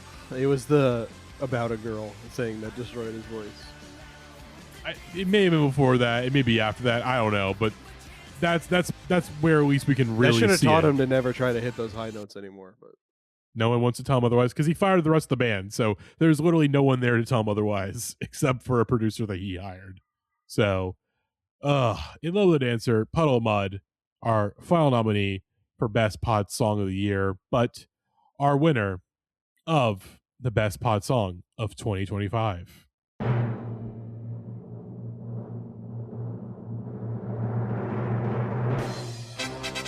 To the fucking surprise of nobody, it's it's Precious Christmas Puppy by Trade Martin. It was the only choice. It was the only real choice. Now we talked about a lot of good songs this year. Honestly, Ice Cold Blonde, that's so close. So close. But Precious Christmas Puppy, we discovered it during a music. We did a music league round, and I'm not sure who put it in there, but someone discovered the song, put it in that music league, and we heard it and we lost our fucking minds, and it stayed with us ever since. And we somehow only just finally like talked about it proper on an episode this year. There was no other. Maybe if Ice Cold Blonde, if we had never discovered the song, it would have been Ice Cold Blonde easy, no problems. But Precious Christmas Puppy is perfect. I thought it was CanCon who. Oh, it definitely seems like yeah. CanCon, thank you. If it is you, if you want to verify in the Discord chat, if you were the one who discovered this song, that was me verifying it. He was you did? Okay. Who sent it. CanCon, you're verified. Thank you for introducing this song into our lives. It is beautiful and wonderful, and I'm so glad that more people know about the song from us and from DBJ. And the fact that immediately everyone in the DBJ chat was like PCP, just immediately knew, yep, PCP. They knew the shorthand. Wonderful song, best pod song of the year, Trade Martin, Precious Christmas Puppy. And we got one more award in the evening, folks. We have one more award. We are now going to reveal our top 5 songs of the year. Now you're thinking, oh, best pod song of the year. What's the difference? Best pod song of the year is a song we talked about on the podcast this year during one of our regular episodes. This is a more general vote for, we offered this voting up, not just to our cast members, but to some friends of the podcast, people who have been on the podcast frequently in the last year, some former cast members, and just some very close friends of the podcast. We open up the polls to them for both our Song of the Year and our Album of the Year voting. And now we're here to reveal our Songs of the Year, top 5. And coming in at number 5, we have a tie between 2 songs. I tried to find a way for a tiebreaker, couldn't really find a good one. So we're 2 songs in one. We have Jim Legacy's Father and 100 Tricks Point Never, Modern Lust. I will probably have someone who will have more to say about that in a voice note. But for Father, this was my personal number 1. I fucking love this song. It is a minute and 46 seconds of perfect pop music. Every second of this song is a miracle. I think Jim Legacy, he's the future for me. Like this is a guy where I'm like, yeah, in terms of what is pop music going to sound like for the next decade, Jim Legacy for me is like leading the charge of what pop music is going to sound like and what it should sound like.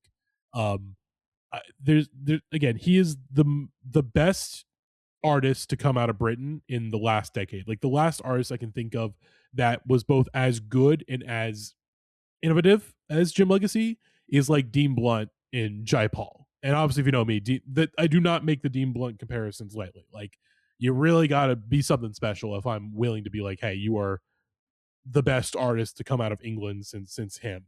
My favorite artist of all time. And His mixtape this year, Black British Music 2025, is fucking great. One of my favorite records of the year. But Father is really something special. The way he is able to use and manipulate the sample without doing a whole lot. It's really just doing some pitch shifting and just able to use just the power of persuasion and suggestion to really manipulate that sample just beyond what it actually is. It's really something. It's really something. This song is incredible. It's amazing. It's my song of the year, and I'm very, very happy it is on this list at number 5 of the Indieheads podcast songs of the year. But tied for it is 106 Tricks By Never, Modern Lust. I do not have too much to say about the song, so if there is a voice note, we will kick it to a voice note. Okay, there's a voice note. You heard a little voice note about the song. Otherwise, this is a good song off of a very good record. I think this 106 record is very good, and this song is definitely a highlight off of it. But we move up to number 4 on our Song of the Year list.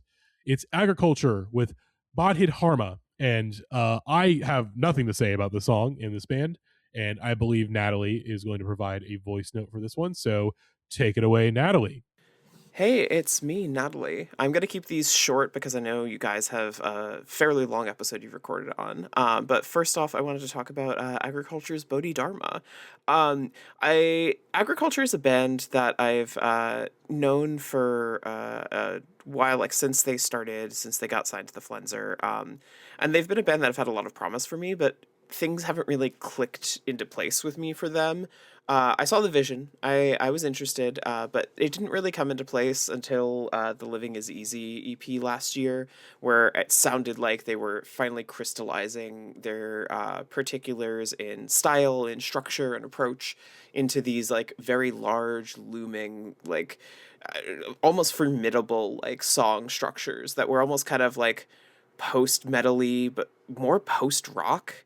And so when I saw them last year opening for Chat Pile, and they had this song Bodhidharma in the mix, which hadn't been released yet, they were playing it like a year before the album had come out, it just fully gripped me. It was like one of those things where as soon as the first dip in dynamics hit, the entire room, you could feel them completely still as you were going into these like just such captivating slowcore passages, like the fact that it's just bass, like single bass note, kick drum, snare, like over and over again, and just Leah's voice. It's the way they play with just command of the energy in the space and your attention is so incredible, which makes all the kicks back into the more exciting, just like full on, just like metal shredding parts, like hit even harder.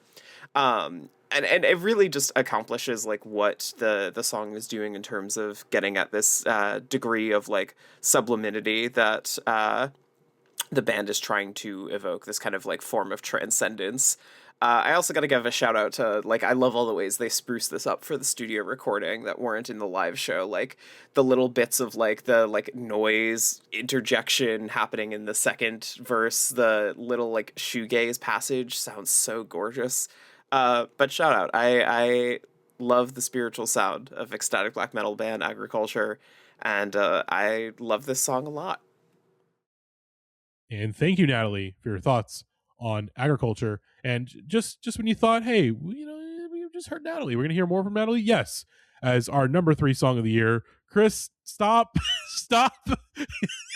Chris's 3D model. 3D model in the fucking 30 Seconds to Mars background. God damn it.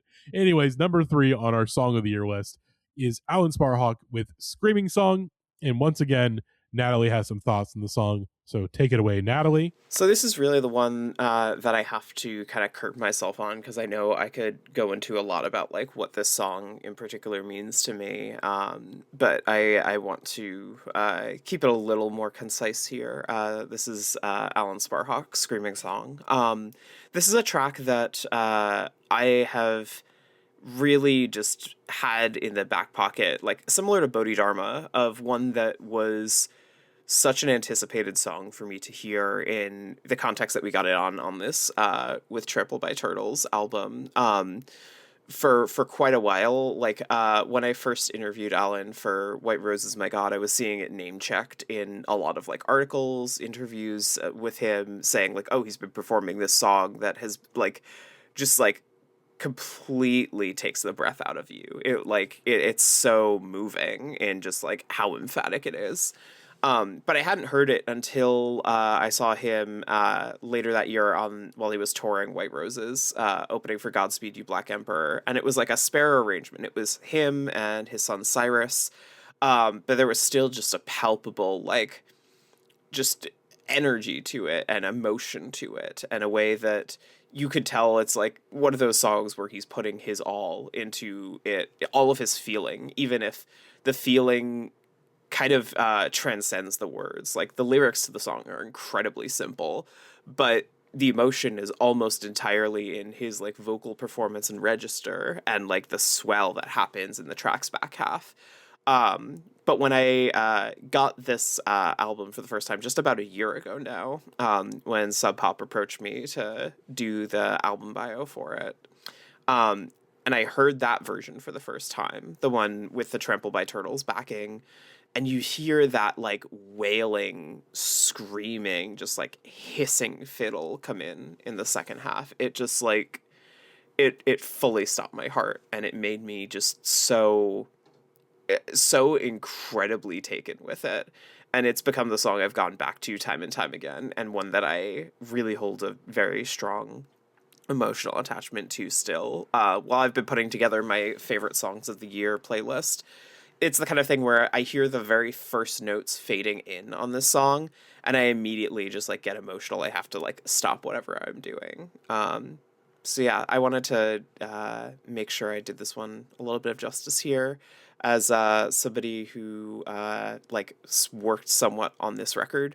I want to say thank you to the Indieheads podcast listeners, crew, who have been championing this album. It means a lot to me as somebody who's been involved in its making. And I'm very glad to see this song represented on here as one that means truly a lot to me. And thank you, Natalie, once again for your thoughts on this song. But now on to number 2. We've got Model Actress with Cinderella. And speaking of records that I love this year, the new Model Actress record, Pirate, is one of my absolute favorite albums of the year. It is a top 3 record, just like Jim Legacy. And this song is a fucking banger. It is maybe the best. I mean, there's maybe one song from this band that I like more, but this is a very, very close second. This song is a fucking banger. Again, there was a period a couple years ago where I really wanted to get into dance punk, but the issue is that there's not really a lot of good dance punk out there.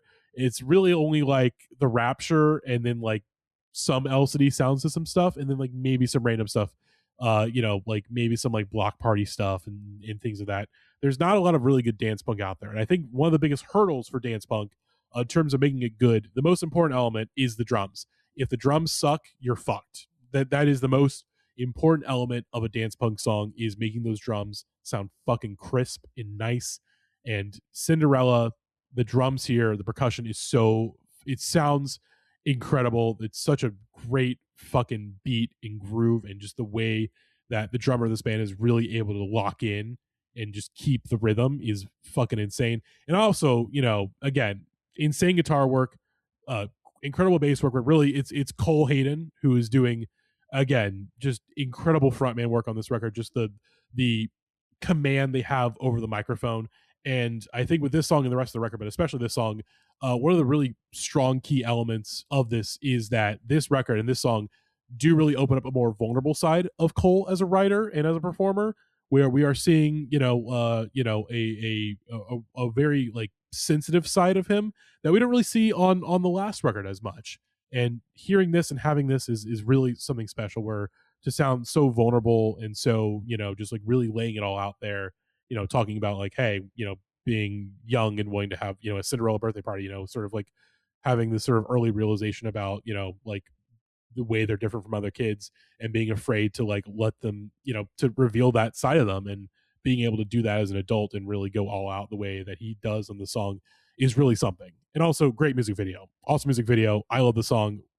Very, very happy that it's this high on the list. But our number 1 song of the year, not that surprising. It's music video you were in.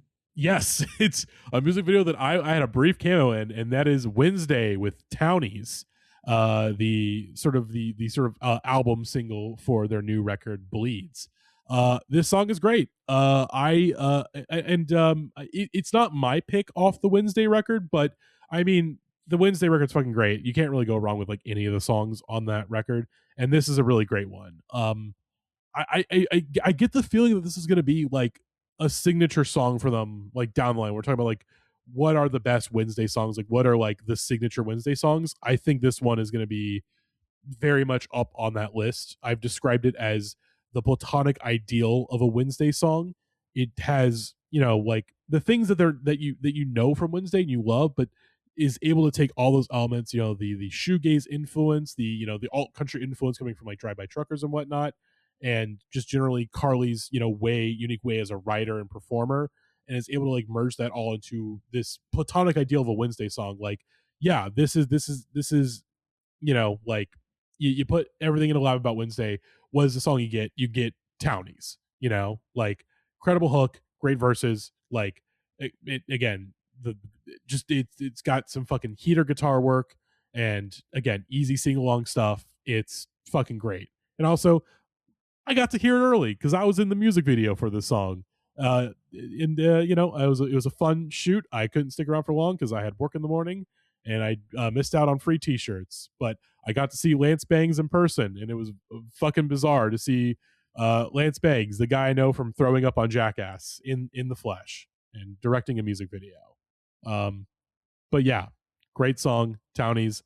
I'm not sure if I'll have a voice note for this one, but I will like, hey, there's a voice note, I'll play a voice note. I mean, come on, man. You really want to know why Townies is the song of the year? It's self-evident, man. Like it should be, at least.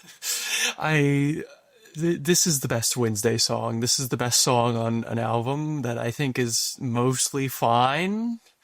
But like this one in particular is just so tight. Like as soon as they hit the nasty riff, you're like, yeah, of course this is their best song. And then of course they do the thing that everybody loves, which is playing the nasty riff but slower.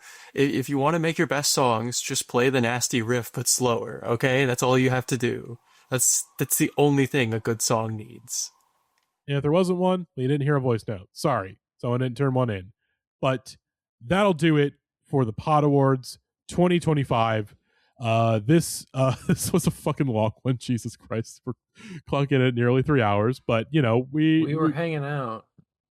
There's a lot to get into, but I will keep it short on the outro here. Next week, join us as we reveal our top 10 albums of 2025. I actually basically once we get done recording this episode, I'm going to start doing the tally as ballots were due as of 2 minutes ago as of recording, because it is past midnight now. So I need to wrap this up so I can go count some ballots and, you know, figure out what our top 10 albums of the year are going to look like. So that is what is coming next week on the pod. And then to round out the year, we've got another episode of the Lonely Island Discog Breakdown on Turtleneck and Chain. And then New Year, back to the 50s number ones. But hopefully you join us next week as we reveal our album of the year list. And, you know, any departing thought? I got nothing. Listen to Precious Christmas Puppy. Listen to all of our songs of the year. And we'll have peace, love. See you in the new year. Happy holidays, everyone. Happy holidays, you everybody. You saved that puppy's life. God bless you. Yep, that's it. We'll see you next time, folks. Bye-bye.